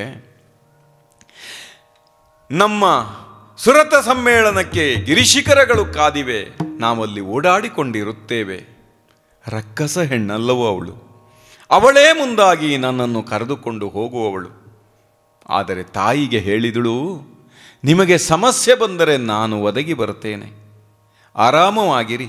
ಸಮಸ್ಯೆಯಾದರೆ ಒಂದು ಕ್ಷಣ ಸ್ಮರಿಸಿದರೆ ನಿಮ್ಮ ನೆರವಿಗೆ ಬರ್ತೇನೆ ಅಂತ ಅವಳು ಹೇಳಿದಳು. ಏನಿರಬಹುದು? ಇಷ್ಟು ವಾಚ್ಯವಾಗಿ ಹೇಳುತ್ತಾ ಇದ್ದಾಳೆ, ಇಷ್ಟು ಉತ್ಸಾಹ ತೋರ್ತಾ ಇದ್ದಾಳೆ. ಇವಳೊಡನೆ ಎಷ್ಟು ದಿನ ಇರಬೇಕಾದೀತು ಅಂತ ಕೇಳಿದಳೆ. ಅವಳೇ ಹೇಳಿದಳಲ್ಲ, ಒಂದು ಮಗುವಾಗುವವರೆಗೆ ಇವನು ನನ್ನ ಸಂಗಡ ಇರಬೇಕು ಅಂತ. ಅಂದರೆ ರಕ್ಕಸಿಯ ಮನಸ್ಸಿನಲ್ಲಿಯೂ ತಾಯಿತನವೇ ಗುರಿ. ನಾನು ತಾಯಿಯಾಗುವವರೆಗೆ ಇವ ಬೇಕು, ಅಲ್ಲಿಯವರೆಗೆ ಇವನನ್ನು ನನ್ನ ಸಂಗಡ ಬಿಡಿ ಎನ್ನುವ ಮಾತು ಎಷ್ಟು ದೊಡ್ಡದಪ್ಪ. ಬಹುತೇಕ ಕುಂತಿಯನ್ನು ಕಂಡರೆ ಯಾವ ಹೆಣ್ಣಿಗೂ ತಾನು ತಾಯಿಯಾಗಬೇಕು ಅಂತ ಅನ್ನಿಸುತ್ತಿರಬೇಕು. ಹಾಗಾಗಿ ಕೇಳಿದಳೋ ಏನು, ಎಷ್ಟು ಓಡಾಡಿದೆವು, ಹೇಗಿತ್ತು, ಇನ್ನಾರಿಗೂ ಇಲ್ಲದ ಅನುಭವ ಅದು. ಹಾಗಾಗಿ ಹೇಳ್ತಾ ಇದ್ದೇನೆ ಅಣ್ಣ, ನಿನಗೆ ಅಷ್ಟಾಗಿ ಇಂತಹ ಅನುಭವಗಳು ಕಾಡಲಿಲ್ಲ, ನೀನದರಲ್ಲಿ ಅಷ್ಟಾಗಿ ಆಸಕ್ತನಾದದ್ದು ಇಲ್ಲ ಅಂತ ಅಂದುಕೊಳ್ಳುತ್ತೇನೆ. ಮತ್ತಾರಿಗೂ ಇಲ್ಲದ ಅನುಭವ ನನಗುಂಟು. ಆದರೆ ವಿರೋಧಿಗಳು ಹೇಳಿದ್ದೇನೋ ರಕ್ಕಸಿಯ ಗಂಡ. ಆದರೆ ಯಾವ ಅರಸರು ಇಂದು ನಮ್ಮನ್ನು ಆಕ್ಷೇಪಿಸಬಲ್ಲರೋ ಅದೇ ಅರಸರ ಅಭಯ ನಮಗೆ ದಕ್ಕದೇ ಇದ್ದುದರಿಂದ, ಹಸ್ತಿನಾವತಿಯ ಅಭಯವಿಲ್ಲದೆ ಭಯದಲ್ಲಿ ನಾವು ಓಡಾಡುತ್ತಿರುವಾಗ ಕಾಡಿನಲ್ಲಿ ನಮ್ಮ ವಸತಿಗೆ ಭರವಸೆಯಾಗಿ ನಿಂತವಳು ಒಬ್ಬಳು ರಕ್ಕಸಿ. ಅವಳು ಹೇಳಿದಳು, ನಿಮಗೆ ನಾನು ಭರವಸೆಯಾಗಿರ್ತೇನೆ ಅಂತ. ಹೆಣ್ಣುಗಳ ಹೃದಯ ಅದೆಷ್ಟು ದೊಡ್ಡದು ಅಣ್ಣ. ಅವರು ಏನೆಲ್ಲದಕ್ಕೂ ಕರಗಿ ಬಿಡುತ್ತಾರೆ ಎನ್ನುವ ಅನುಭವ ನನಗುಂಟು. ಹೇಳುವಾಗ ಭೀಮನಿಗೆ ಭಾವಸೂಕ್ಷ್ಮ ಏನಿದ್ದೀತು ಅಂತ ಅಂದುಕೊಳ್ಳುತ್ತೀರಿ. ಆದರೆ ಹೇಗಿರುತ್ತದೆ? ವನವಾಸದಲ್ಲಿದ್ದಾಗ ದಿನ ದಿನವೂ ನಿನ್ನನ್ನು ಕಾಡುತ್ತಿದ್ದವರು ನಾನು ದ್ರೌಪದಿಯು ಸಾಕಲ್ಲ, 13 ತಿಂಗಳಾಯಿತು. ಆಪದ್ಧರ್ಮದಂತೆ ನಾವು 13 ವರ್ಷ ಅಂತ ಮುಗಿಸಿ ಹೋಗಿ ಕೌರವರನ್ನು ಬಡಿದು ಬಿಡೋಣ ಅಂತ ಹೇಳಿದ್ದೆವು. ಕೂಡದು. ನ್ಯಾಯ ಉಂಟು, ಸತ್ಯ ಉಂಟು. ನಿಶ್ಚಿತವಾಗಿಯೂ 13 ವರ್ಷ ಕಳೆಯಲಿ, ಆಮೇಲೆ ನಾನು ನೀವು ಹೇಳಿದಂತೆ ಕೇಳುತ್ತೇನೆ ಅಂತ ನೀನು ಸಮಾಧಾನ ಹೇಳಿದ್ದೆ. ಆದರೂ ಸಿಟ್ಟಿನಲ್ಲಿ, ಅವಮಾನದಲ್ಲಿ ಅದರ ನೆನಪಾದಾಗಲೆಲ್ಲ ದ್ರೌಪದಿ, ನೀವು ಗಂಡಸರೋ ಅಂತ ಎಷ್ಟು ಬಾರಿ ಕೇಳಿದ್ದಾಳೆ. ಆದರೆ ಆ ಹೆಣ್ಣಿಗೂ ಕೂಡ ಒಂದು ಕ್ಷಣ ಅವೆಲ್ಲವನ್ನೂ ಮರೆತು ಒಂದು ಹೂವಿನಲ್ಲಿ ಆಸೆ ಮೂಡುತ್ತದೆ ಅಂತಾದರೆ ಹೆಣ್ಣು ಹೃದಯ ಎಂಥದ್ದು. ನಾವು ಹೇಗಿದ್ದೀವಿ? ವನವಾಸದಲ್ಲಿ ಗಂಧಮಾದನಪುರವನ್ನು ದಾಟಿ ಮುಂದೆ ಹೋಗಬೇಕು ಅಂತ ಹೇಳುವಾಗ ಅರ್ಜುನ ಇಂದ್ರಕೀಲದ ತಪಸ್ಸಿಗೆ ಹೋಗಿದ್ದ. ಆ ಕ್ಷಣದಲ್ಲಿ ಅಕ್ಷಯ ಪಾತ್ರೆಯನ್ನು ತೊಳೆದಿಟ್ಟು ಮಲಗಿದಳೆ ಅಂತ ಕೇಳಿದರೆ ಹಾಗೇ ಮಲಗಿದ್ದಾಳೆ ಹಗಲಿನಲ್ಲಿ ಎನ್ನುವ ಸುದ್ದಿ ಕೇಳಿದಾಗ ಏನಾಯಿತು ಅಂತ ಹತ್ತಿರ ಹೋಗಿ ಮಾತಾಡಿಸುವುದಕ್ಕೆ ಹೋದರೆ ಅವಳ ಮಾತೇನು ಗೊತ್ತೇ? ಚಂದವಾಗಿ ಸುಮವ ಸುಡುವ ಸುಂದರಾಂಗಿಯರೇ ಸುಧನ್ಯರು, ಚಂದವಾಗಿ ಸುಮವ ಸುಡುವ ಸುಂದರಾಂಗಿಯರೇ ಸುಧನ್ಯರು, ಮಂದ ಭಾಗ್ಯಳಿಗೆಂದು ದೊರಕುವುದೆಂದು ಚಿಂತಿಸುತ್ತ, ಮಂದ ಭಾಗ್ಯಳಿಗೆಂದು ದೊರಕುವುದೆಂದು ಚಿಂತಿಸುತ್ತ,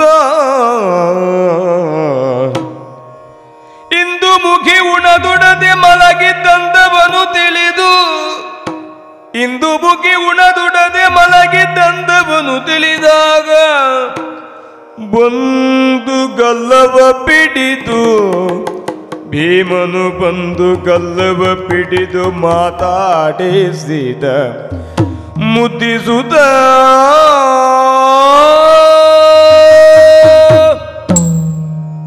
ಪಾಂಚಾಲಿ, ಏನಾಯಿತು ನಿನಗೆ? ಮತ್ತೆ ಅದೇ ಹಳೆಯ ನೆನಪಿನಿಂದ ಬೇಸರ ಪಟ್ಟುಕೊಂಡು ಮಲಗಿದೆಯಾ?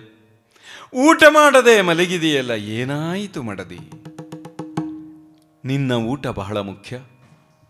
ಪಾಂಡವರು ಊಟ ಮಾಡಿದಲ್ಲಿಗೆ ಅಕ್ಷಯ ಪಾತ್ರೆಯನ್ನು ತೊಳೆಯುವುದಾಗುವುದಿಲ್ಲ.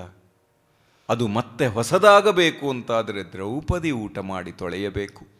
ಆಗ ಮಾತ್ರ ನಮಗೆ ನಾಳೆಯ ಭರವಸೆ, ನಾಳೆಯೂ ಊಟ ಸಿಗುತ್ತದೆ. ಯಾಕೆ? ಇಂದು ದ್ರೌಪದಿ ಊಟ ಮಾಡಿದ್ದಾಳೆ ಅಂತ. ನಮ್ಮ ಬದುಕನ್ನು ಇಷ್ಟು ರೀತಿಯಲ್ಲಿ ಕಟ್ಟಿಕೊಡುವವಳು ನೀನು. ಅಂತಹ ನಿನಗೆ ಏನಾಯಿತು? ಏನು ಚಂದವಾಗಿಯ ಸುಮವ ಸೂಡುವ ಕಾಂತೆಯರದೆಷ್ಟು ಧನ್ಯರೋ. ಕೂದಲನ್ನು ಹರಡಿಕೊಂಡಿದ್ದರೂ ಪುಷ್ಪದ ನೆನಪು ನಿನಗೆ ಬಿಡಲಿಲ್ಲವಲ್ಲ. ಹೂವನ್ನು ಮುಡಿಯಬೇಕು ಎಂಬ ಹಂಬಲ. ಎಷ್ಟಾದರೂ ಹೆಣ್ಣಲ್ಲವೇ ನೀನು? ಹೌದು. ಈಗೇನಾಯಿತು ನಿನಗೆ? ಯಾವ ಹೂವು ಬೇಕಿತ್ತು? ಈ ಹಿಮಾಲಯದ ತಪ್ಪಲಲ್ಲಿರುವಾಗ ಅದೆಷ್ಟು ಸುಂದರವಾದ ವೈವಿಧ್ಯವಾದ ಹೂವುಗಳು ಇಲ್ಲಿವೆ. ನಮ್ಮೆದುರು ಕಾಣುವ ಹೂವುಗಳೆಲ್ಲ ನಿನ್ನ ಕೈಗೆ ಸಿಕ್ಕುತ್ತವೆ. ಯಾವ ಹೂವಿಗಾಗಿ ಹಂಬಲಿಸಿದೆ? ಯಾಕೆ ಬೇಸರ?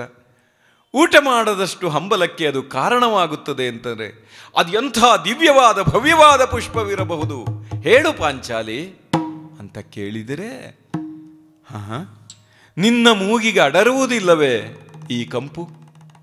ಈ ನರುಗಂಪನ್ನು ನಾನು ಮೂಸಿದಾಗಿನಿಂದ, ನನ್ನ ಮೂಗು ಅರಳಿದಾಗಿನಿಂದ ಆ ಹೂವಿನ ಧ್ಯಾನದಲ್ಲಿದ್ದೇನೆ. ಅದ್ಯಾವ ಹೂವು? ಆ ಹೂವು ಬೇಕು, ಸೌಗಂಧಿಕ. ಇಷ್ಟು ಸುಗಂಧವುಳ್ಳ ಪುಷ್ಪಕ್ಕೆ ಅದೇ ಹೆಸರಲ್ಲವೇ? ಅದು ಬೇಕು. ಅದಿಲ್ಲದಿದ್ದರೆ ನನಗೆ ಊಟ ಬೇಡ. ಒಂದು ಹೂವಿಗಾಗಿ ಇಷ್ಟು ಹಠ ಮಾಡಬಹುದೇ ಅಂತ ಪ್ರಶ್ನೆ ಮಾಡಿದರೆ ಅದ ಪ್ರಶ್ನೆಯಲ್ಲ. ಸಹಜವಾಗಿ ಅದು ಬೇಕು ಅಂತ ಅನ್ನಿಸಿದೆ. ಅರ್ಜುನನೂ ಇಲ್ಲ ಅಂತಂದಳು. ಬಿಡುತ್ತೇನು? ಚಿಂತೆ ಏನೇ ಮಾಡದಿ? ಚಿಂತಿಸದಿರು ಜಾಣೆ,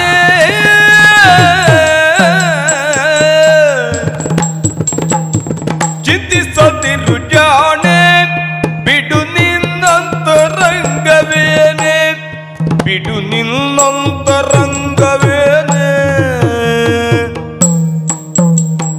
ಚಿಂತಿತಾರ್ಥವೇ ಉಸಿರದ ಸಲಿಸುವೆ,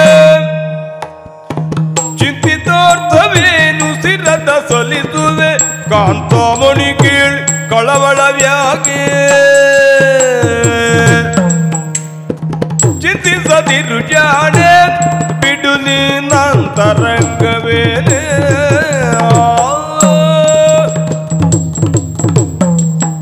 ಅಲ್ಲಿಯವರೆಗೆ ಯಾರನ್ನು ಬಡಿಯಬೇಕು, ಏನನ್ನು ಮುಗಿಸಬೇಕು ಅಂತಲೇ ಆಲೋಚಿಸುತ್ತಿದ್ದ ನನಗೆ ಆಗ ಅನ್ನಿಸಿತು, ಈ ಹೆಣ್ಣಿಗೊಂದು ಸಮಾಧಾನ ಹೇಳುವುದು ಬೇಡವೇ? ಚಿಂತಿಸಬೇಡ ಪಾಂಚಾಲಿ, ನಾನಿದ್ದೇನೆ. ಯಾಕೆ ಚಿಂತೆ? ಒಂದು ಹೂ ಬೇಕು ಅಂತ ಬಯಸಿದೆಯಲ್ಲ, ಇದೊಂದು ದೊಡ್ಡ ಸಂಗತಿಯೇ ಅಂತ ನಾನು ಎಣಿಸುವುದಿಲ್ಲ. ನನ್ನ ಹೆಂಡತಿ ಬಯಸಿದ್ದಾಳೆ ಅಂತಾದರೆ ದೊಡ್ಡ ಸಂಗತಿ. ಅದಕ್ಕಿಂತಲೂ ಅಷ್ಟು ಸಣ್ಣದೇ ಆದರೂ ದ್ರೌಪದಿಯ ಬಯಕೆಯನ್ನು ಈಡೇರಿಸಲಾಗದ ಪಾಂಡವರು ಇದ್ದರೇನು ಬಿಟ್ಟರೇನು? ಅದಲ್ಲವೇ? ಬಯಕೆಯನ್ನು ಹೇಳಿದರೆ ಈಡೇರಿಸಬಲ್ಲಂಥವರು ಎಷ್ಟು ಜನ ಇದ್ದಾರೆ. ಕಷ್ಟವಾದರೆ ಆ ಕ್ಷಣದಲ್ಲಿ ಸ್ಮರಿಸಿದರೆ ಸಾಕು, ನನ್ನ ಮಗ ಘಟೋತ್ಕಚ ಓಡಿ ಬಂದ. ಅದಲ್ಲ, ಹೂ ಬೇಕು ಅಂತ ಹೆಣ್ಣು ಬಯಸಿದರೆ ಗಂಡನೇ ತಂದು ಕೊಡಬೇಕು. ಅದಕ್ಕಾಗಿ ಕಿವಿಗೊಡುವ ಒಂದು ಕಿವಿ ಬೇಕು. ಅವಳ ಹೃದಯದಲ್ಲಿ ಅಂಥದ್ದೊಂದು ಭಾವವಿದೆ ಅಂತ ಗ್ರಹಿಸುವ ಮನಸ್ಸು ಬೇಕು. ಅದಕ್ಕಿಂತ ದೊಡ್ಡದಾಗಿ ಆ ಪ್ರೀತಿಯಲ್ಲಿ ಒಂದು ಅರ್ಥವಿದೆ ಅಂತ ಕಾಣುವ ಹೃದಯ ಬೇಕಲ್ಲ. ಹಾಗಾಗಿ ಚಿಂತಿಸದಿರುವಂಥ ಭರವಸೆಯನ್ನು ಕೊಟ್ಟೆ. ಅಣ್ಣ, ಈ ದ್ರೌಪದಿ ಬಯಸುವುದು ಎಂತಹ ಸಂಗತಿ ಎನ್ನುವುದು ಗೊತ್ತಾಗುವಾಗ ಪರಿಣಾಮದಲ್ಲಿ ನೋಡಬೇಕು. ಅದಿಲ್ಲವಾದರೆ ಅರ್ಥವೇ ಆಗುವುದಿಲ್ಲ ಅದು. ಓಹ್, ಹೆಣ್ಣು ಮಗಳೊಬ್ಬಳು ಬಯಸಿದಳು, ತಂದು ಕೊಟ್ಟೆವು. ಇಷ್ಟಾಗಿದ್ದರೆ ಅದಲ್ಲ, ತಂದು ಕೊಡ್ತೇನೆ ಅಂತ ಭರವಸೆ ಕೊಟ್ಟೆ. ಹಾಗಿದ್ರೆ ಹೋಗುವುದು ಎಲ್ಲಿಗೆ? ಬಂದ ವಾಸನೆಯನ್ನು ಗಮನಿಸಿ ಆ ದಿಕ್ಕಿಗೆ ಹೊರಡಬೇಕು ಅಂತ. ಆಗ ನನ್ನ ಉತ್ಸಾಹವನ್ನು ದಿಗ್ವಿಜಯ ಮಾಡಿದಷ್ಟಿತ್ತು. ಹೆಂಡತಿಗಾಗಿ ತಂದು ಕೊಡ್ತೇನೆ ಅಷ್ಟಲ್ಲ, ನನ್ನ ದ್ರೌಪದಿಗೆ ಇಷ್ಟು ದಿನ ಅಳಲಿದಳು, ಬಳಲಿದಳು. ಅವಳ ಬಾಯಲ್ಲಿಯೂ ಒಂದು ಆಸೆ ಬೇಕು, ಒಂದು ಹೂವು ಬೇಕು ಅಂತ ಬಂತಲ್ಲ. ಇಲ್ಲದಿದ್ದರೆ ಅವನ ಸಾವು ಬೇಕು ಅಂತ ಬಯಸುತ್ತಿದ್ದವಳವಳು. ಅದನ್ನು ಬಿಟ್ಟು ಹೊಸದಾಗಿ ಮೂಡಿದ ಹೂವೊಂದರ ಕಂಪನ್ನರಸಿ ಭೀಮಾ ನೀನು ಹೋಗಿ ತಂದು ಕೊಡಬೇಕು ಅಂತ ಹೇಳುವಾಗ ಈ ಬದುಕು ಎಷ್ಟು ಪ್ರೀತಿಯಾಯಿತು. ಒಂದು ದಿನವಾದರೂ ಈ ಬದುಕಿನ ಪ್ರೀತಿಯನ್ನು ಅನುಭವಿಸಬೇಕು ಅಂತ ನನ್ನ ದ್ರೌಪದಿಗೆ ಅನ್ನಿಸಿದೆ ಅಂತಾದರೆ ಅದನ್ನು ಈಡೇರಿಸಬೇಕು. ಇದು ದೊಡ್ಡದಲ್ಲ, ಹೋಗಬೇಕು, ನನಗೆ ಕರ್ತವ್ಯ ಇದು ಅಂತ ನಾನು ಹೊರಟೆ. ಹೊರಡುವಾಗ ಗದೆಯನ್ನು ಹಿಡಿದು ಹೊರಟೆ. ಹೂವು ತರುವುದಕ್ಕೆ ಗದೆ ಬೇಕೇ? ಅದಲ್ಲ, ನಾವಿರುವಲ್ಲೆಲ್ಲ ಅದು ಬೇಕು. ಹಾಗೆ ಹೊರಟ ನನಗೆ ಸಿಕ್ಕ ಸಂದರ್ಭ ಎಂಥದ್ದು ಗೊತ್ತೇ? ಹೂವನ್ನರಸಿ ಹೊರಟಂತಹ ನನಗೆ ಪ್ರಸಾದ ಮೊದಲೇ ದಕ್ಕಿತ್ತು. ಹೇಗೆ? ಹಾದಿಯಲ್ಲಿ ಹೋಗುತ್ತಿರುವಾಗ ಬೇರೊಂದು ತಡವಿತೋ ಅಂತ ಹೀಗೆ ನೋಡಿದರೆ ಬಾಲ ಒಂದಿದೆ. ಮುದಿ ಮಂಗನ ಬಾಲವನ್ನು ಸರಿಸಿ ಹೋಗಬೇಕಿತ್ತು. ಆ ಮಂಗನಿಗೆ ಹೇಳಿದೆ, ಬಾಲವನ್ನು ಸರಿಸು, ನಾನು ಮುಂದೆ ಹೋಗಬೇಕು ಅಂತ. ಅದು ಮಾತಾಡುವುದಕ್ಕೆ ಪ್ರಾರಂಭ ಮಾಡಿತು. ಏನು? ನಾನು ವೃದ್ಧಾಪ್ಯದಿಂದ ಹೀಗೆ ಕುಳಿತಿದ್ದೇನೆ, ಬಾಲವನ್ನು ಸರಿಸಿಕೊಳ್ಳಲಾರೆ, ನೀನೇ ಸರಿಸು, ನೀನೇ ಸರಿಸು ಅಂತ ಹೇಳಿತು. ಇದೇನು ಕಥೆ ಅಂತ ನನಗೆ ಒಂದು ಆಶ್ಚರ್ಯ, ವಿಸ್ಮಯ. ಏನು ಮಂಗ ಮಾತಾಡುತ್ತಿದೆ ಎನ್ನುವುದು. ಸರಿಸುವುದೇನು ದೊಡ್ಡ ಸಂಗತಿ? ಹೀಗೆ ಒರೆಸಿದರೆ ಸಾಲದೋ ಅಂತ ಕಿರು ಬೆರಳಿನಲ್ಲಿ ಅದನ್ನು ಒತ್ತುವುದಕ್ಕೆ ನೋಡಿದೆ, ಸಾಧ್ಯವಾಗಲಿಲ್ಲ. ಏನು ಮಾಡುವುದು? ಗದೆಯಿಂದ ಅದನ್ನು ಸರಿಸಿಬಿಡ್ತೇನೆ ಅಂತ ಪೂರ್ಣ ಶಕ್ತಿಯನ್ನು ಹಾಕಿದೆ. ನಾನೇ ಬಿದ್ದು ಹೋದೆ. ಆಗ ಆಶ್ಚರ್ಯವಲ್ಲ, ಆಘಾತವಾಯಿತು ನನಗೆ. ಇದೇನಾಯಿತು? ಸಹಸ್ರ ಗಜತ್ರಾಣಿ ಎನ್ನಿಸಿಕೊಂಡಂತಹ ನನಗೆ ಇದೆಂತಹ ಆಘಾತ, ನಿರೀಕ್ಷಿತ. ಯಾರಯ್ಯ ನೀನು ಮಹಾನುಭಾವ, ದೊಡ್ಡವನು? ನಾನು ಧರ್ಮರಾಯನ ತಮ್ಮ. ನಾವು ಪ್ರಪಂಚದಲ್ಲಿ ಗುರುತಿಸಿಕೊಳ್ಳುವುದು ಹಾಗೆ. ಇದು ಎಲ್ಲರಿಗೂ ತಿಳಿದಿರುವ ಸತ್ಯ. ಧರ್ಮರಾಯನ ಹೆಸರು ಹೇಳಿದರೆ ಈ ಭರತ ಭೂಮಿಯ ಯಾವ ಮೂಲೆಯಲ್ಲಿಯೂ ಕೂಡ ಗುರುತಾಗುತ್ತದೆ. ಆಗ ಅವ ಹೇಳಿದ, ನಾನು ಈ ಯುಗದವನಲ್ಲ, ಹಿಂದಿನ ಯುಗದ ಹನುಮಂತ ಅಂತ. ನಾನಾಗ ಹೇಳಿದೆ, ನಾನು ವಾಯುತನುಜ. ಓಹ್, ನೀನು ನನ್ನ ತಮ್ಮನೋ? ನಿನಗಿಷ್ಟು ಸೊಕ್ಕು ಬೇಕಿತ್ತೋ ಎನ್ನುವುದನ್ನು ಬಾಯಿ ಬಿಟ್ಟು ಕೇಳಲಿಲ್ಲ. ಒಂದು ನಕ್ಕಾಗ ನನಗದು ಅರ್ಥವಾಯಿತು. ಹಿಂದಿನ ಯುಗದ ಮಹಾವೀರ, ಚಿರಂಜೀವಿ, ಸಮುದ್ರವನ್ನು ಹಾರಿ ಸೀತೆಯನ್ನು ಹುಡುಕಿದಂತಹ ಹನುಮಂತ ನನ್ನೆದುರು ನಿಂತಿದ್ದಾನೆ ಅಂತಂದರೆ ಏನು ಭಾಗ್ಯ ಅಣ್ಣ, ಏನು ಭಾಗ್ಯ. ದ್ರೌಪದಿ ಬಯಸಿದ ಪುಷ್ಪ ಬೇರೆ, ಆದರೆ ದ್ರೌಪದಿಯ ಬಯಕೆಗೆ ಇಂಥದ್ದೊಂದು ದೊಡ್ಡ ಸಂದರ್ಭವನ್ನು ಒದಗಿಸುವ ಸಾಮರ್ಥ್ಯವಿತ್ತು ಅಂತ ನನಗಾಗ ಗೊತ್ತಾಯಿತು. ಆಗ ನಾನು ಹೇಳಿದೆ, ನಾನು ನಿನ್ನ ಕಿರಿಯ. ಕಿರಿಯನೇ ಎನ್ನುವ ಪ್ರೇಮ,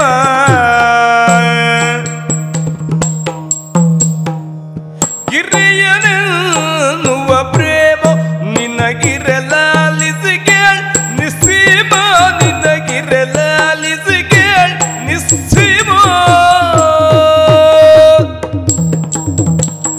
ಶರದಿಯ ದಾಟಿದ ಘನತರ ರೂಪವ ಅಣ್ಣ, ಶರದಿಯ ದಾಟಿದ ಘನತರ ರೂಪವ ಕರುಣಿಸಲಿ ಕ್ಷಿಪೆ ಭರಿತ ಸಾಹಸವ. ಶರದಿಯ ದಾಟಿದ ಘನತರ ರೂಪವ ಕರುಣಿಸಲಿ ಕ್ಷಿಪೆ ಭರಿತ ಸಾಹಸವ.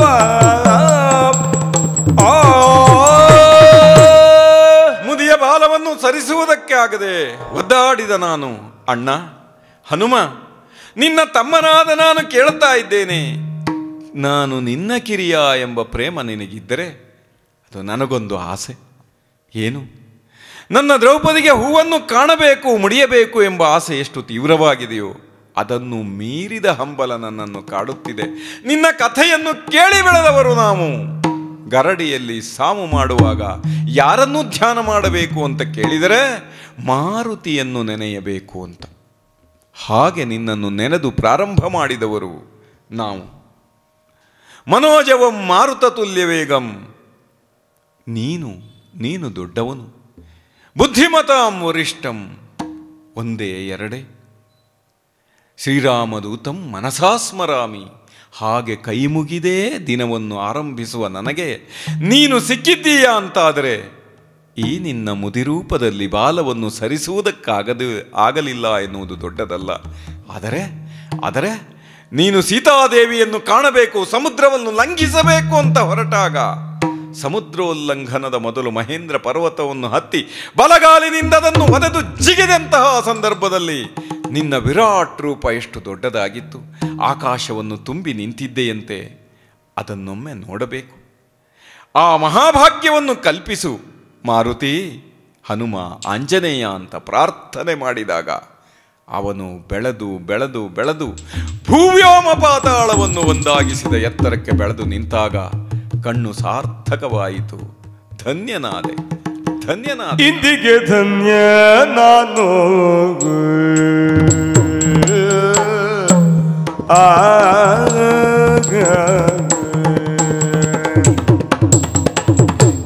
ಇಂದಿಗೆ ಧನ್ಯ ನಾನು, ಆದರೆ ಲಾಲಿಸೊಂದು ಭಿನ್ನವಲ್ಲು. ಆದರೆ ಲಾಲಿಸೊಂದು ಭಿನ್ನಪವನು.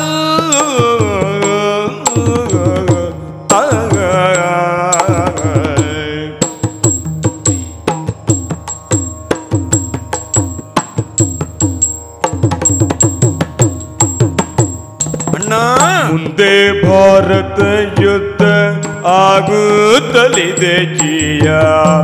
ಮುಂದೆ ಭಾರತ ಯುದ್ಧ ಆಗುತ್ತಲಿದೆ ಜಿಯ. ಬಂದು ಮಂಡಿಸಬೇಕು ನರನರತಾಗ್ರದೆ ಜಿಯ. ಬಂದು ಮಂಡಿಸಬೇಕು ನರನರತಾಗ್ರದೆ.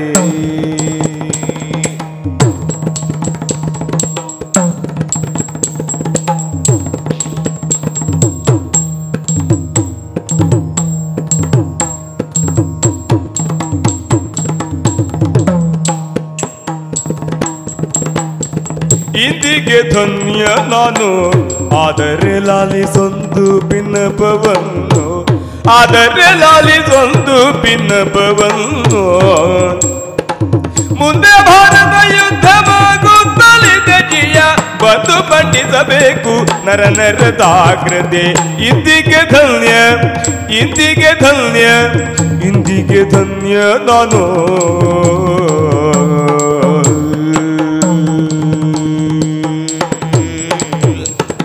ಅಣ್ಣ, ಧನ್ಯನಾದೆ. ಕಳೆದ ಯುಗದ ರೂಪವೊಂದನ್ನು ಈ ಯುಗದಲ್ಲಿ ಕಾಣುವ ಅವಕಾಶವನ್ನು ಕೊಟ್ಟಿತಲ್ಲ ಕಾಲ. ಧನ್ಯನಾದೆ. ಇಡೀ ಪಾಂಡವರ ಬದುಕು ಧನ್ಯವಾಯಿತು. ಶ್ರೇಷ್ಠವಾದ ಉದ್ದೇಶಕ್ಕೆ ಬದುಕಿದವನು ನೀನು. ದಾಸೋಹಂ ಕೋಸಲೇಂದ್ರಸ್ಯ ಅಂತ ದಾಸ್ಯಕ್ಕೂ ಮೌಲ್ಯ ತುಂಬಿದ ಮಹಾಜ್ಞಾನಿ ನೀನು. ವೇದವನ್ನು ಬಲ್ಲವನು, ವೈಯಾಕರಣ ಅಂತ ಹೇಳಿಸಿಕೊಂಡವನು. ಪ್ರಪಂಚದಲ್ಲಿ ಬಲದಲ್ಲಿ ದೊಡ್ಡವನು, ವಿದ್ಯೆಯಲ್ಲಿ ದೊಡ್ಡವನು, ಸಾಧನೆಯಲ್ಲಿ ದೊಡ್ಡವನು, ಸೇವೆಯಲ್ಲಿ ದೊಡ್ಡವನು. ಅಯ್ಯ, ನಿನ್ನ ಪಾದ ಮೂಲದಲ್ಲಿ ಬಿದ್ದು ಕೇಳಿಕೊಳ್ತಾ ಇದ್ದೇನೆ, ನೀನು ಮೊದಲಿನಂತಾಗು. ಈ ರೂಪವನ್ನು ನೋಡುವುದಕ್ಕೆ ನನ್ನ ಕಣ್ಣುಗಳಿಗೆ ಸಾಮರ್ಥ್ಯವಿಲ್ಲ. ಹನುಮ, ಆಂಜನೇಯ, ದೇವರಾದ ನಿನ್ನಲ್ಲಿ ಕೇಳುತ್ತಿದ್ದೇನೆ. ಇಂದು ನಾನು ಬಲಿಷ್ಠ ಬಲವಂತ ಅಂತ ಹೇಳಿಕೊಂಡರೂ ನನ್ನ ಬಲ ಎಷ್ಟಕ್ಕಾದೀತು ಅಂತ ಬಾಲವನ್ನಿಟ್ಟು ಪರೀಕ್ಷಿಸಿದೆಯಲ್ಲ ನನ್ನನ್ನು.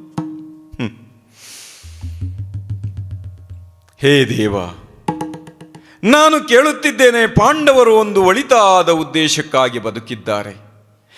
ಈ ದೇಶದಲ್ಲಿ ಧರ್ಮವನ್ನು ನಿಲ್ಲಿಸಬೇಕು, ಕಾಲವನ್ನು ಧರ್ಮನೇ ಆಳಬೇಕು ಎನ್ನುವಂತಹ ಶ್ರದ್ಧೆಯಿಂದ ನನ್ನ ತಾಯಿ ಸಂಕಲ್ಪ ಮಾಡಿ ನಮ್ಮನ್ನು ಪಡೆದಿದ್ದಾಳೆ.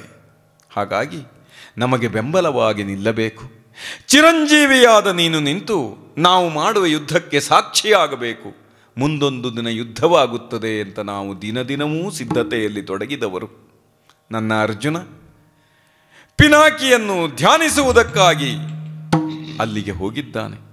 ಪರ್ವತದಲ್ಲಿದ್ದು ಇಂದ್ರಕೀಲದಲ್ಲಿದ್ದು ಈಶ್ವರನನ್ನು ಧ್ಯಾನಿಸುತ್ತಿದ್ದಾನೆ. ಅವನು ಅಸ್ತ್ರವನ್ನು ಸಂಗ್ರಹಿಸಬೇಕು ಎನ್ನುವುದು ದೇವರ್ಷಿಗಳ ಸೂಚನೆ. ಹಾಗೆ ನಾವು ಕೂಡ ಎಲ್ಲ ಕಡೆಯಲ್ಲಿಯೂ ಹೊಸ ವಿದ್ಯೆಯನ್ನು ಸಂಗ್ರಹಿಸುತ್ತಿದ್ದೇವೆ. ಹೊಸ ಆಯುಧವನ್ನು ನಾವು ಬೇಕು ಬೇಕು ಅಂತ ಗಳಿಸುತ್ತಿದ್ದೇವೆ. ಹೇಗೆ ರಾಮ ಓಡಾಡಿದಾಗಲೆಲ್ಲ ಋಷಿಗಳ ಆಶ್ರಮದಲ್ಲಿದ್ದ ಹೊಸ ಅಸ್ತ್ರಗಳು ಅವನ ಬತ್ತಳಿಕೆಯನ್ನು ಸೇರಿದವೋ, ಹಾಗೆ ಪಾಂಡವರ ನಡೆಯಲ್ಲಿ ಬೇರೆ ಬೇರೆ ಸಂಗತಿಗಳು ನಮ್ಮನ್ನು ಜೋಡಿಸಿಕೊಳ್ಳುತ್ತಿವೆ. ಎಷ್ಟು ಅನಿರೀಕ್ಷಿತವಾಗಿ ನಿನ್ನ ಸಂದರ್ಶನವಾಯಿತು, ಎಷ್ಟು ಉದ್ಬೋಧವಾದಂತಹ ಮಾತುಗಳನ್ನು ನಿನ್ನನ್ನು ಕೇಳುವುದಂತಾಯಿತು, ಅಮೋಘವಾದ ದರ್ಶನವೊಂದನ್ನು ಕಾಣುವಂತಾಯಿತು. ಹನುಮ, ನಾವು ಮಾಡುವ ಯುದ್ಧದಲ್ಲಿ ನೀನು ನಮ್ಮೊಂದಿಗಿರಬೇಕು. ಒಂದು ಕಡೆ ನಾನು ಇರ್ತೇನೆ, ಇನ್ನೊಂದು ಕಡೆ ಅರ್ಜುನನಿರ್ತಾನೆ. ಅರ್ಜುನನ ರಥಾಗ್ರದಲ್ಲಿ ನೀನು ಕುಳಿತುಕೊಳ್ಳಬೇಕು. ಅವನು ಕಪಿಧ್ವಜ ಅಂತ ಹೇಳಿಸಿಕೊಂಡಿದ್ದಾನೆ. ಧ್ವಜದ ಚಿತ್ರವಲ್ಲ. ಧ್ವಜದ ಬುಡದಲ್ಲಿ ಹನುಮನಾದ ನೀನೇ ಬಂದು ಕುಳಿತು ನಮಗೆ ಆಶೀರ್ವದಿಸಬೇಕು. ಅದು ನಮ್ಮ ಬಲವಾಗಬೇಕು. ಪರಂಪರೆ ನನ್ನ ಹಿಂದಿರಬೇಕು. ಇಷ್ಟು ದಿನಗಳ ಕಾಲ ನಾನು ಧರ್ಮರಾಯನ ತಮ್ಮ ಅಂತ ಹೇಳಿಕೊಳ್ಳುತ್ತಾ ಇದ್ದೆ. ಈಗ ನನ್ನ ಉತ್ಸಾಹ ಇಮ್ಮಡಿಸಿದೆ. ನಾನು ಮಾರುತಿಯ ತಮ್ಮ, ಹನುಮನ ತಮ್ಮ, ಆಂಜನೇಯನ ತಮ್ಮ ಎನ್ನುವ ಆ ಹೆಮ್ಮೆ ಸಣ್ಣದೇ. ನೀನು ಹೇಳಿದೆಯಲ್ಲ, ಹೌದು, ರಾಮ ಸೂಚಿಸಿದರೆ ಸಾಕು, ಅಲ್ಲೆಲ್ಲಿಯೂ ನಿನ್ನ ಹೆಸರಿಲ್ಲ, ನಿನ್ನ ಸೇವೆ ಇದೆ. ನಾನು ಹಾಗೆ, ಧರ್ಮರಾಯ ಸೂಚಿಸಿದರೆ ಸಾಕು, ನನಗದರಲ್ಲಿ ಹೆಸರು ಬೇಡ ಅಂತ ಬದುಕುವ ಭಾವವನ್ನು ನೀಡು, ಸೇವೆಗೆ ಅರ್ಥವನ್ನು ಕೊಡು ಪ್ರಭು ಅಂತ ಹನುಮಂತನ ಪಾದದಲ್ಲಿ ಬಿದ್ದು ಕೇಳಿಕೊಂಡೆ. ಒಪ್ಪಿದ. ಆದರೇನು ಮಾಡೋಣ ಅಣ್ಣ? ಆ ಕ್ಷಣದಲ್ಲಿ ನನಗೆ ನೆನಪಾದದ್ದೇನು ಗೊತ್ತೇ? ಇಷ್ಟು ಹಿನ್ನೆಲೆಯುಂಟು ನನಗೆ. ತಾಯಿಯ ಸಂಕಲ್ಪ ಒಂದೇ ಅಲ್ಲ, ದೈವ ಸಂಕಲ್ಪವೂ ಇರಬೇಕು. ದ್ರೌಪದಿಯೊಂದು ಹೂವನ್ನು ಬಯಸಿದರೆ ಹಾದಿಯಲ್ಲಿ ನನಗೆ ಭೇಟಿಯಾದವನು ಹನುಮಂತ. ಪ್ರಪಂಚದಲ್ಲಿ ಅವನೆದುರು ಮಾಯೆಯನ್ನು ಮೆರೆಯುವುದಕ್ಕೆ, ದೌಷ್ಟ್ಯವನ್ನು ಕರೆಯುವುದಕ್ಕೆ ಯಾರಿಗೂ ಧೈರ್ಯವಾಗುವುದಿಲ್ಲ. ಅಂತಹ ವ್ಯಕ್ತಿಯನ್ನು ಭೇಟಿಯಾದೆ. ಆದರೆ ಎಂಥ ಸಂದರ್ಭವನ್ನು ಎದುರಿಸಿದ್ದೆವು ನಾವು. ನಾವೆಲ್ಲ ನಮ್ಮ ಸ್ವಾತಂತ್ರ್ಯವನ್ನು ಕಳೆದುಕೊಂಡು ಹಸ್ತಿನಾವತಿಯ ಸಿಂಹಾಸನದೆದುರು ಬರಿಗೈಯಲ್ಲಿ ಕುಳಿತಾಗ ದ್ರೌಪದಿಯನ್ನು ಎಳೆದು ತಂದು ದುಶ್ಯಾಸನ ಕಾಡುತ್ತಿದ್ದನಲ್ಲ, ಕಂಡು ಸಹಿಸಲಾರದೆ ನಾನೇನು ಹೇಳಿದ್ದೆ.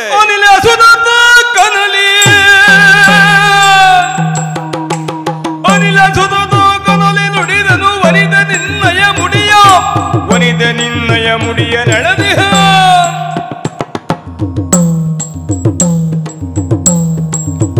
ಆ ಬಿರುಗನು ತೊರೆದು ಕುರುಭಂಗ ಆಡುವೆನು ನಾನು. ದ್ರೌಪದ, ನಿನ್ನ ಮುಡಿಗೆ ಕೈ ಇಕ್ಕಿದವನು ಯಾರವನು? ನಮಗೆ ಆಡುವ ಸ್ವಾತಂತ್ರ್ಯವಿಲ್ಲ, ಮಾಡುವ ಸ್ವಾತಂತ್ರ್ಯವಿಲ್ಲದಿರಬಹುದು, ಆದರೆ ಮನಸ್ಸು ಸುಮ್ಮನಿರುವುದಿಲ್ಲ. ಈ ದುಷ್ಟರನ್ನು ಬಿಡುವುದಿಲ್ಲ ನಾನು. ಇವನನ್ನು ಬಡಿಯುತ್ತೇನೆ, ಇವನ ರಕ್ತವನ್ನು ಕುಡಿಯುತ್ತೇನೆ, ಅವನ ಕರುಳುಗಳನ್ನು ತೆಗೆದು ನಿನ್ನ ಮುಡಿಗೆ ಮುಡಿಸುತ್ತೇನೆ, ಅವನ ರಕ್ತದಿಂದ ನಿನ್ನ ತಲೆಗೆ ಎಣ್ಣೆಯಂತೆ ಸವರುತ್ತೇನೆ, ಅವನ ದಂತಪಂಕ್ತಿಗಳಿಂದ ನಿನ್ನ ಕೂದಲುಗಳನ್ನು ಬಾಚುತ್ತೇನೆ. ನಿನ್ನ ಸಿರುವಿಡಿಗೆ ಕೈಯಿಕ್ಕಿದನೆ, ಹರಡಿದನೆ.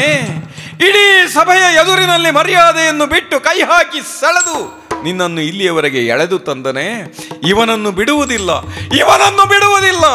ಇವನನ್ನಷ್ಟೇ ಅಲ್ಲ, ಇವನಿಗೆ ಪ್ರಚೋದನೆ ನೀಡಿದವರು, ಸೂಚನೆ ಕೊಟ್ಟವರು ಮೇಲೆ ಕುಳಿತಿದ್ದಾರೆ. ಬಿಡುತ್ತೇನ ಅವರನ್ನು? ಭಂಗವ ನಿತ್ಯ ನಲ್ಲಯ ನಿನ್ನಗೆ ಭಂಗವ ನಿತ್ಯ ಕುಲನ ಕರುಳೆಳೆದು, ಕುಲನ ಕರುಳೆಳೆದು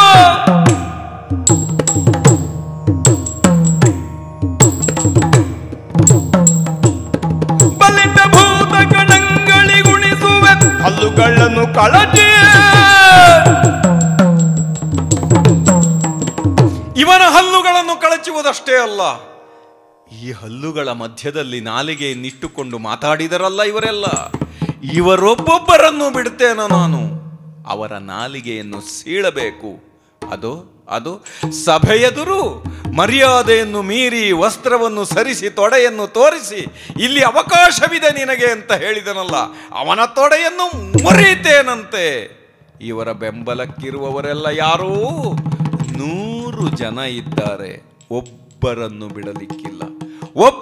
ಬಿಡಲಿಕ್ಕಿಲ್ಲ. ಒಂದೇ ಪಿಂಡದ 100 ಕುಡಿಗಳನ್ನು ಕುಟ್ಟಿ ಪುಡಿ ಮಾಡುತ್ತೇನಂತೆ. ಇಷ್ಟೇ ಅಲ್ಲ, ನಿನಗೆ ಹೇಳಿದನಲ್ಲ ಅವನ ಅಂತಃಪುರದಲ್ಲಿ ಅವಕಾಶವಿದೆ ಎಂದು. ನಾಲಿಗೆ ಉದ್ದ ಮಾಡಿದನಲ್ಲ ಕರ್ಣ, ಅವನನ್ನು ಅರ್ಜುನ ಕೊಲ್ಲುತ್ತಾನೆ.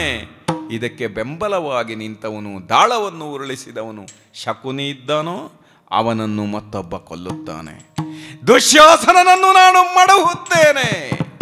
ಅಷ್ಟ್ಯಾಕೆ, ಇವರ ಬೆಂಬಲಕ್ಕೆ ಯಾರೇ ಬಂದರೂ ನಾನು ಬಿಡುವುದಿಲ್ಲ. ಯಾರು ಬಂದರು ಇವರ ಬೆಂಬಲಕ್ಕೆ ಅಂತ ಕೇಳಿದ್ದೆ. ಆ ಸಿಟ್ಟು ಹಾಗೆಯೇ ಇತ್ತು. ಆದರೆ ಮೊನ್ನೆ ಕುರುಕ್ಷೇತ್ರದಲ್ಲಿ ಯುದ್ಧ ನಡೆಯುತ್ತಿರುವಾಗ ನಡೆಯಿತಲ್ಲ 17 ದಿನ, ಆಗ ಬಂದ ಒಬ್ಬೊಬ್ಬರನ್ನು ಹುಡುಕಿಕೊಳ್ಳುತ್ತಿದ್ದೆ ನಾನು. ಇನ್ನೂ 2 ಉಳಿದರಲ್ಲ ಅಂತಿದ್ದಾಗ ದುಶ್ಯಾಸನ ಎದುರಿಗೆ ಬಂದ. ಬಾರೋ ತಮ್ಮ ದುಶ್ಯಾಸನಿಗ ಬಾರೋ,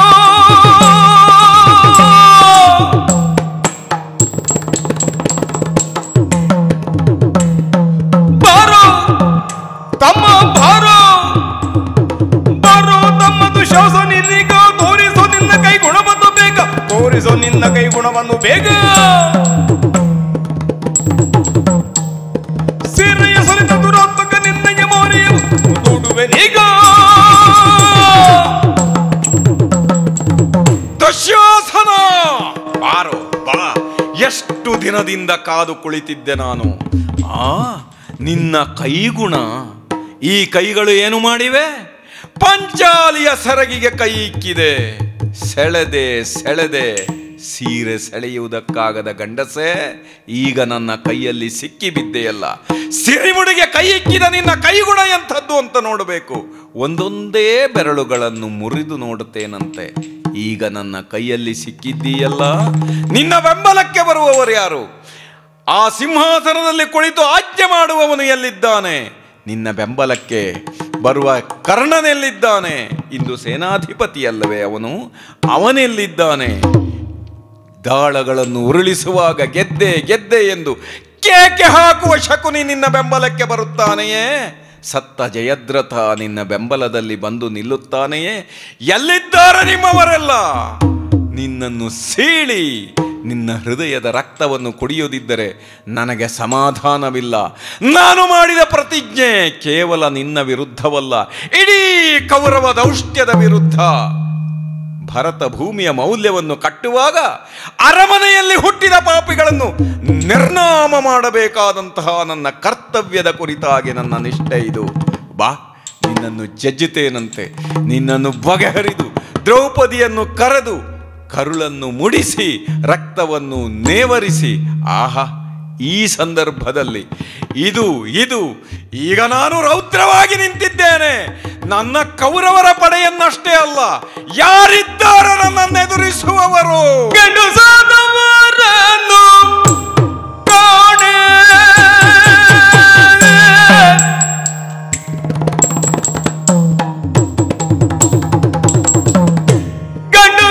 ಗಂಡುಸಾದವರನ್ನು ಕಾಣೆ, ನೀ ಸೈನ್ಯದಿ ಕಾಣೆ, ಈ ಸೈನ್ಯದಿ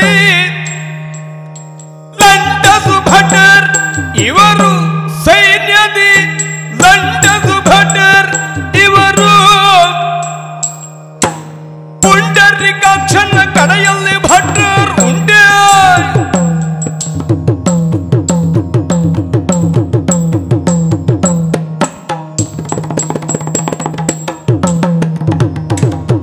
ಪುಂಡರಿಕಾಕ್ಷನ ಕಡೆಯಲ್ಲಿ ಭಟರ್ ಉಂಟೆ. ಪುಂಡರಿಕಾಕ್ಷನ ಕಡೆಯಲ್ಲಿ ಭಟರ್ ಉಂಟೆ ಎಂದು ನಾವು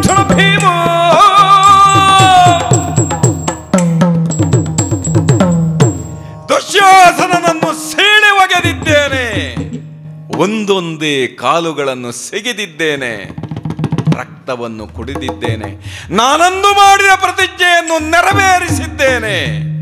ಅಂದು ಸಭೆಯಲ್ಲಿದ್ದ ಅನೇಕರು ಇಂದು ಉಳಿದಿಲ್ಲ. ಆದರೆ ದುಷ್ಟರಿಗೆಲ್ಲ ಗೊತ್ತಾಗಬೇಕು. ಯಾರೆಲ್ಲರೂ ಇದ್ದೀರಿ ಒಂದು ಸಾರಿ ಕೇಳಿ, ಈ ದುಶ್ಯಾಸನನನ್ನು ಸೆಗೆದು ಹಾಕಿದಾಗ ನಾನು ಮನುಷ್ಯನಾಗಿ ಉಳಿದಿಲ್ಲ. ಎಂತಹ ದೌಷ್ಟ್ಯವನ್ನು ಮೆರೆದಿದ್ದಿರಲ್ಲ. ಯಾರಿಗೆ ಧೈರ್ಯ ಇದೆ ಇಂದು ಇವತ್ತು ನನ್ನನ್ನು ಎದುರಿಸುವುದಕ್ಕೆ? ನಿಮ್ಮ ಪಡೆಯಲ್ಲಿ ಗಂಡಸರು ಯಾರಾದರೂ ಇದ್ದೀರಾ? ಅಂದು 1000 ಮಾತಾಡಿದಿರಲ್ಲ. ವನವಾಸಕ್ಕೆ ಹೊರಟಾಗ 5 ಹೋರಿಗಳು ಹೋಗುತ್ತಿವೆ ಕಾಡಿಗೆ ಅಂತ ಕಾಡಿದಿರಲ್ಲ. ಇಂದು ಕೇಳ್ತಾ ಇದ್ದೇನೆ, ಯಾರು ವೃಷಭ ಶಕ್ತಿಯನ್ನು ಹೊಂದಿದವರು ನಿಮ್ಮಲ್ಲಿದ್ದಾರೆ? ಯಾರಿಗೆ ಗಂಡಸುತನ ಇದೆ? ಗಂಡಸರಿದ್ದಾರೆಯೋ ನಿಮ್ಮ ಪಡೆಯಲ್ಲಿ? ಬೇಡ, ಪುಂಡರೀಕಾಕ್ಷನ ಕಡೆ ಕೃಷ್ಣಾರ್ಜುನರು ಒಟ್ಟಿಗೆ ನಿಂತಿದ್ದಾರಲ್ಲ. ಯಾರಾದರೂ ನನ್ನನ್ನು ಎದುರಿಸುವುದಕ್ಕೆ ಇತ್ತಂಡಗಳಲ್ಲಿ ಗಂಡಸರಿದ್ದರೆ ಎದುರು ಬರಲಿ, ಎದುರು ಬರಲಿ, ನೋಡಿಬಿಡ್ತೇನಂತೆ ನಾನು. ಅಣ್ಣ, ನಾನು ರುದ್ರನೇ ಆಗಿಬಿಟ್ಟಿದ್ದೆ. ಒಂದು ಕ್ಷಣ ನಾವು ಅನುಭವಿಸಿದ ಕಷ್ಟ, ಪಂಚಾಲಿಯ ಅವಮಾನ ನೆನಪಾದಾಗ, ಈ ಸಿಟ್ಟಿನಲ್ಲಿ ನಾನು ಉರಿದು ನಿಂತಾಗ ನನಗೆ ಯಾರೂ ಇದಿರಾಗಿರಲಿಲ್ಲ. ಒಂದು ಕ್ಷಣ ಇತ್ತಂಡವು ನಿಬ್ಬೆರಗಾಗಿ ನಿಂತಿತ್ತು, ದಿಗ್ಮೂಢವಾಗಿ ನಿಂತಿತ್ತು. ಆ ಕ್ಷಣದಲ್ಲಿ ನಿಧಾನವಾಗಿ ಸೈರಿಸಿಕೊಂಡು ಮತ್ತೆ ಯುದ್ಧದಲ್ಲಿ ತೊಡಗಿದೆವು. ನಿಮಗೆಲ್ಲ ಒಬ್ಬೊಬ್ಬರು ಕಾಣುತ್ತಿದ್ದರು, ನನಗೆ ಒಬ್ಬನೇ ಬೇಕಿದ್ದ. 99 ಮುಗಿಸಿ 100ನೇದಕ್ಕಾಗಿ ಕಾಯುತ್ತಿದ್ದೆ, ಶತಕವನ್ನು ಮುಗಿಸಬೇಕಲ್ಲ ಅಂತ. ಆಗ ಇವನು ಕುರುಕ್ಷೇತ್ರವನ್ನೇ ಬಿಟ್ಟಡಗಿದ, ಓಡಿದ. ಎಲ್ಲಿ 18ನೆಯ ದಿನ ಮುಗಿದು ಹೋಗುತ್ತದೆ ಎನ್ನುವಾಗ ಹುಡುಕಿ ತಂದ ಸುದ್ದಿಯಂಥದ್ದು. ನೆಲಕಿರಿವೆನಲ್ಲದೆ ಛಲಕಿರಿವೆನಲ್ಲದೆ ನೆಲಕಿರಿವೆನೆ, ನೆಲ ನನಗೆ ದೊಡ್ಡದೆ ಛಲ ದೊಡ್ಡದು ಅಂತ ಹೇಳಿದ ದುರ್ಯೋಧನ ಹೋಗಿ ದ್ವೈಪಾಯನ ಸರೋವರದಲ್ಲಿ ಮುಳುಗಿದ್ದ. ನನ್ನ ಸಿಟ್ಟಿಗೆ ಆ ಇಡೀ ಸರೋವರ ಕುದಿದು ಹೋಗಬೇಕಿತ್ತು. ನೀವೆಲ್ಲ ಕರೆದರೆ ಬಂದನೆ, ಬರಲಿಲ್ಲ. ನಾನು ಕುರುಕುಲ ಕುನ್ನಿ ಅಂತ ಕರೆದಾಗ ಎದ್ದು ಬಂದನಲ್ಲ. ತಟ್ಟಿದೆ, ಮುಟ್ಟಿದೆ, ಕೃಷ್ಣ ನೀನು ಸೂಚನೆ ಕೊಟ್ಟೆ, ತೊಡೆ ತಟ್ಟಿದೆ, ಅವನ ತೊಡೆಯನ್ನು ಮುರಿದು ಹಾಕಿದೆ.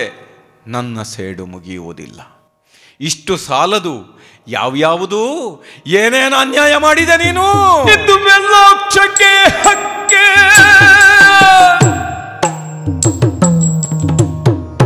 ಇದುವೆ ಲೋಕ್ಷಕ್ಕೆ ಕೊಂದು, ಇದುವೆ ಗರಳದನ್ನ ಕೊಂದು, ಇದುವೆ ಗರಳದನ್ನ ಕೊಂದು, ಇದುವೆ ನಾಟ ಜೂಜಿಗೊಂದು, ಇದುವೆ ಕೊಳ್ಳೋ ವಸ್ತ್ರ ಹರಣಕ್ಕೆ.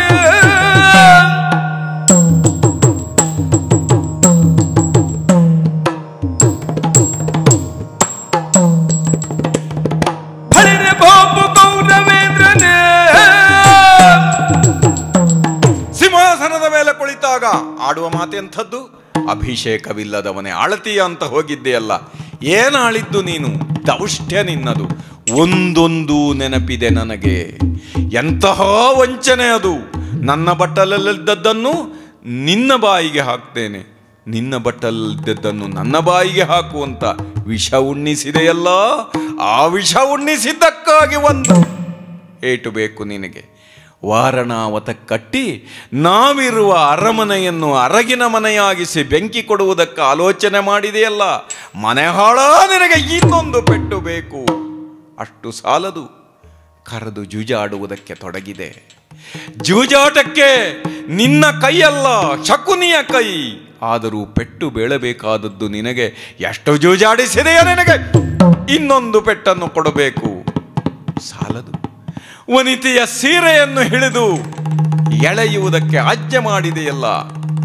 ಮಹಾ ಸಾಮ್ರಾಜ್ಞಿಯನ್ನು ಸೇವಕಿಯಾಗಿ ಗಣಿಸಿದೆಯಲ್ಲ. ತೊತ್ತಾಗಿ ಪರಿಗಣಿಸಿದೆಯಲ್ಲ. ಸ್ತ್ರೀಯ ಮಾನವನ್ನು ಕಾಯದವನು ಯಾವ ಕ್ಷತ್ರಿಯನೋ ನಿನಗೆ ಮತ್ತೊಂದು ಪೆಟ್ಟನ್ನು ಕೊಡಬೇಕು. ಅಷ್ಟು ಸಾಲದು. ಎಲ್ಲೆಂದರಲ್ಲಿ ನಿನ್ನ ದೌಷ್ಟ್ಯಕ್ಕೆ ಬಂದು ಕಾಡಿದೆಯಲ್ಲ. ವನವಾಸದಲ್ಲಿದ್ದಾಗಲೂ ನಿನಗೆ ಚೈತ್ರಯಾತ್ರೆಯ ನೆನಪಾಗುತ್ತದಲ್ವೋ, ಪಾಂಡವರನ್ನು ಅಣಕಿಸಬೇಕು ಅಂತ. ನರಸತ್ತವನೇ, ಮರ್ಯಾದೆಗೆಟ್ಟವನೇ, ನಿನಗೆ ಎಷ್ಟು ಕುಟ್ಟಿದರೂ ಕಡಿಮೆ. ನನಗೆ ಮೈ ಮರೆತು ಹೋಗಿತ್ತು ಅಣ್ಣ. ಅವನನ್ನು ಗುದ್ದುತ್ತಿದ್ದೆ, ಕುಟ್ಟುತ್ತಿದ್ದೆ, ಸತ್ತವನನ್ನು ಬಿಡದೆ ಅವನನ್ನು ಹೆಣಗಾಯಿ ಹಣ್ಣುಗಾಯಿ ಮಾಡುತ್ತಿದ್ದೆ.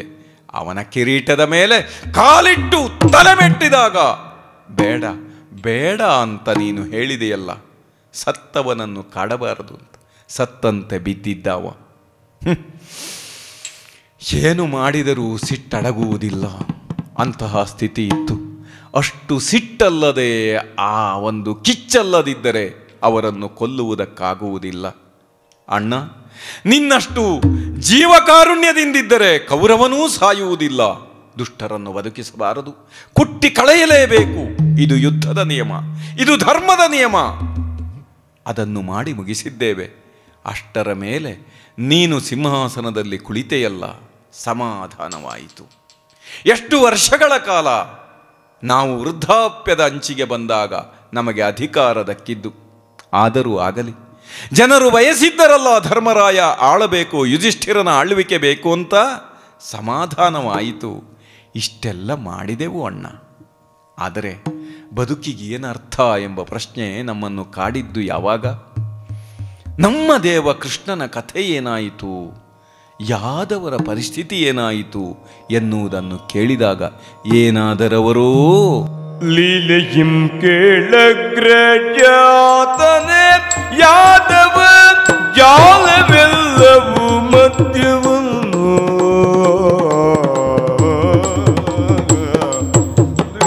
ಆಲಿಸಿ ಕೇಳಗ್ರಜಾತನೆ ಯಾದವ ಜಾಲವೆಲ್ಲವೂ ಮಧ್ಯವನ್ನು ಯಾದವ ಜಾಲವೆಲ್ಲವೂ ಮಧ್ಯವನ್ನು ಮಧ್ಯವ ಲೀಲೆಯಿಂ ಸೇವಿಸುತ್ ಅನ್ಯೋನ್ಯ ಹೋರಾಡಿ ಮಧ್ಯವ ಲೀಲೆಯಿಂ ಸೇವಿಸುತ್ ಅನ್ಯೋನ್ಯ ಹೋರಾಡಿ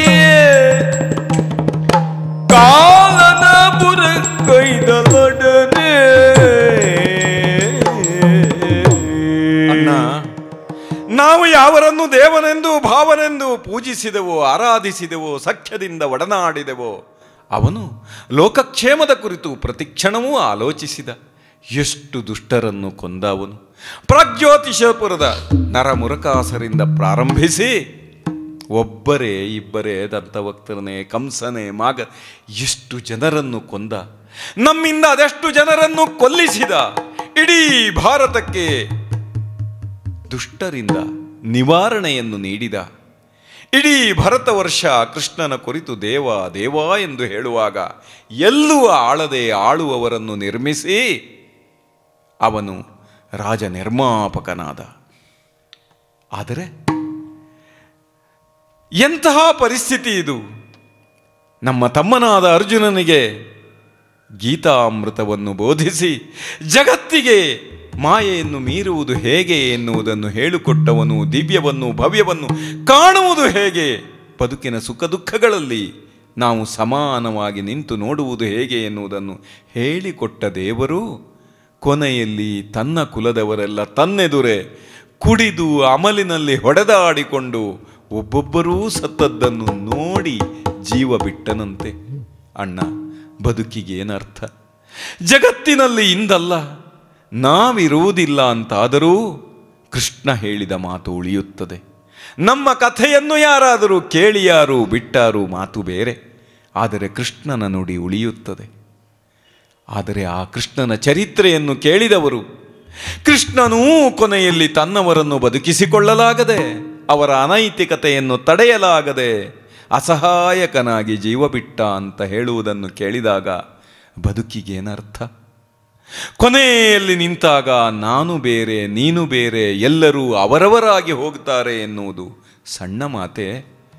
ಇಷ್ಟು ದಿನಗಳ ಕಾಲ ಪಾಂಡವರೊಟ್ಟಿಗಿರ್ತಾರೆ. ಪಾಂಚಾಲದಲ್ಲಿ ನಾವಿದ್ದಾಗ ಕೌರವರೆಲ್ಲ ಸೇರಿ ವಿಚಾರ ಮಾಡಿದ್ದರಂತೆ, ಒಂದೇ ಹೆಣ್ಣನ್ನು ಮದುವೆಯಾಗಿದ್ದಾರಲ್ಲ ಇವರು, ಅವರ ಮಧ್ಯೆ ಒಂದು ಭೇದವನ್ನು ತಂದಿಡಬಹುದು. ಪಾಂಚಾಲಿಯ ಸೌಂದರ್ಯ ಅಂಥದ್ದು, ಗೆದ್ದವನು ಅರ್ಜುನ, ಎಲ್ಲರೂ ಅವಳನ್ನು ವರಿಸಿದರು ಅಂತಾದರೆ ಒಂದು ಭೇದವನ್ನು ಕಲ್ಪಿಸಬಹುದೇ? ಮಾದ್ರಿಯ ಮಕ್ಕಳು ಕುಂತಿಯ ಮಕ್ಕಳು ಎಂದು ಭೇದವನ್ನು ಕಲ್ಪಿಸಬಹುದೇ ಅಂತ 10 ರೀತಿಯಲ್ಲಿ ಆಲೋಚನೆ ಮಾಡಿದ್ದರಂತೆ. ಆದರೆ ಕುಂತಿಯ ಮಕ್ಕಳು ಪಾಂಡವರು ನಾವು ಎಷ್ಟು ಚೆನ್ನಾಗಿ ಬದುಕಿದೆವು, ಒಬ್ಬರಿಂದ ಇನ್ನೊಬ್ಬರು ಭೇದವಿಲ್ಲ, ಸಿಟ್ಟಿನಲ್ಲಿ ಅಣ್ಣನ ಕೈ ಸುಡುತ್ತೇನೆ ಅಂತ ಹೇಳಿದವನು ಹೌದು, ಆದರೆ ಅಣ್ಣನ ಕೈಯೇ ನಾನಾಗಿದ್ದೆ. ನಿನ್ನ ಎಡಬಲಗಳಾಗಿ ಬೆಳೆದು ನಿಂತೆವು ನಾವು ಭೀಮಾರ್ಜುನರು, ಇಡೀ ಬದುಕಿನಲ್ಲಿ ಒಟ್ಟಿಗೆ ಬಂದೆವು. ಅಣ್ಣ, ನೀನು ಮುಂದೆ ನೋಡುವವನು ಹಿಂದೆ ನೋಡುವುದೇ ಇಲ್ಲ ಅಲ್ಲವೇ? ಅರರೆ ಬಿದ್ದವರನ್ನು ನೋಡದಿಗಲು ಬೋಬೆ, ಅರರೆ ಬಿದ್ದವರನ್ನು ನೋಡದಿಗಲೆ ಬೋಬೆ. ಅಣ್ಣ, ಮರೆತೆನ್ನ ಮುಂದೆ ಸಾಗುವೆಯ, ಅಣ್ಣ ಮರೆತೆನ್ನ ಮುಂದೆ ಸಾಗುವೆಯ. ಸರ್ವ ಜೀವದ ಉಸಿರು ತಂದೆ ಕರೆವುದು ಯಾಕೆ, ಸರ್ವ ಜೀವದ ಉಸಿರು ತಂದೆ ಕರೆವುದೇಕೆ. ಬರುವೆ ಯುಗದೊಳಿಂದ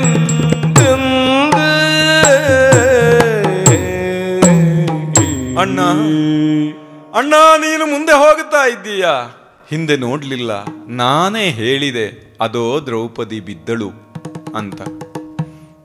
ಅವಳಿಗೂ ಕೂಡ ಅರ್ಜುನನ ಮೇಲೆ ಮೋಹವಿತ್ತು, ಆದದ್ದರಿಂದ ಬಿದ್ದಳು ಅಂತ ಹೇಳಿದೆ.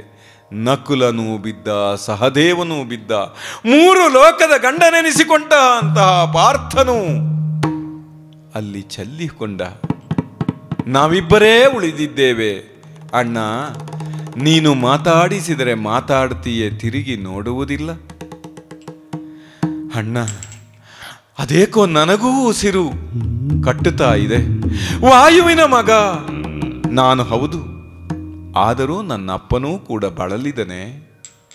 ಮಗನು ಬಳಲುತ್ತಿದ್ದಾನೆ ಅಂತ ಅವನಿಗೆ ಅನ್ನಿಸಿ ನನ್ನ ಕಂಠದಲ್ಲಿ ಕುಳಿತು ಮುಗಿಯಿತು ಮಗನೇ ಅಂತ ಹೇಳ್ತಾ ಇದ್ದಾನೆಯೇ. ಈ ಕೊನೆಯಲ್ಲಿ ನಾವು ಒಬ್ಬೊಬ್ಬರೇ ಆದೆವಲ್ಲ ಅಣ್ಣ, ಇದಕ್ಕೇನರ್ಥ ಅಂತ ಕೇಳುವ, ಉಳಿದವರು ಬಿದ್ದಾಗ ಯಾಕೆ ಬಿದ್ದರು ಅಂತ ಪ್ರಶ್ನಿಸುವ ತಮ್ಮನೂ ಬಿದ್ದು ಹೋಗುತ್ತಾ ಇದ್ದಾನೆ. ಅವರು ಬಿದ್ದರೋ ನಮಗಿಂತ ಮುಂದೆ ಹೋದರೋ ಅನ್ನುವುದು ಗೊತ್ತಾಗುವುದಿಲ್ಲ.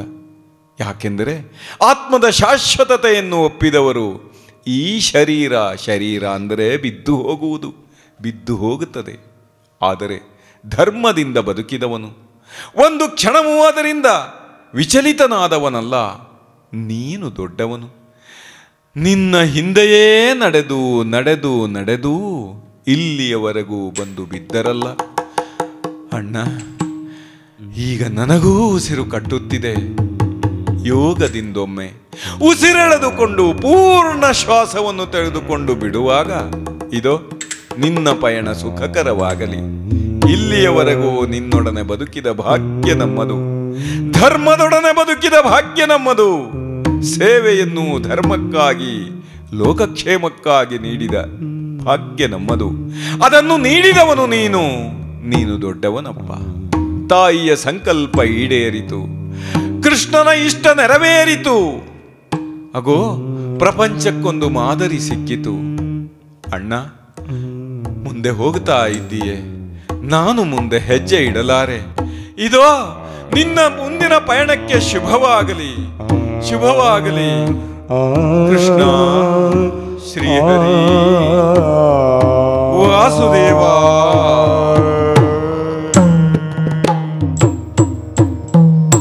ಈತನೀಗ ವಾಯುಜಾತನು,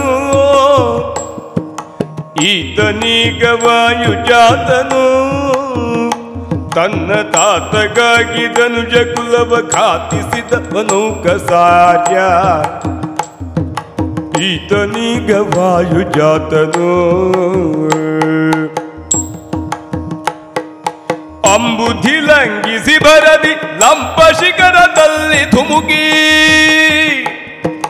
ಅಂಬುಧಿ ಲಂಘಿಸಿ ಬರದಿ ಲಂಪ ಶಿಖರದಲ್ಲಿ ಧುಮುಕಿ, ಸಂಭ್ರಮದಿ ಲಂಕೆಗೆ ಹೋಗಿ ಅಂಬುಜಾಕ್ಷಿಯರಸಿದಾತ ಈತನೀಗ ವಾಯುಜಾತನೋ ಧರಣಿ ಸುತಯ ಚರಣ ಗರಗಿ ಕರುಣಿ ರಾಮನು ಗುರವಿತು ಧರಣಿ ಸುತಯ ಚರಣ ಗರಗಿ ಕರುಣಿ ರಾಮನು ಗುರವಿತು ಕರದಿ ದಾನವರನ್ನು ಸವರಿ ಶರಥಿಯ ಉತ್ತರಿಸಿದಾತ ಕಡಲ ತಡಿಯೊಳಿರ್ತ ಕಪಿಗಳೊಡನೆ ರಾಮನಂಗ್ರಿ ಗೆರಗಿ ಮಡದಿ ಚುಡಾರ್ಧದು ನವಿತ್ತು ಕೃತಾರ್ಥ ನೆನೆಸಿಕೊಂಡ ಈತನೀಗ ವಾಯುಜಾತನು ತನ್ನ ತಾತಗಾಗಿದನು ಜಕುಲವ ಘಾತಿಸಿದವನು ಕಸಾಯ ಈತನೀಗ ವಾಯುಜಾತನು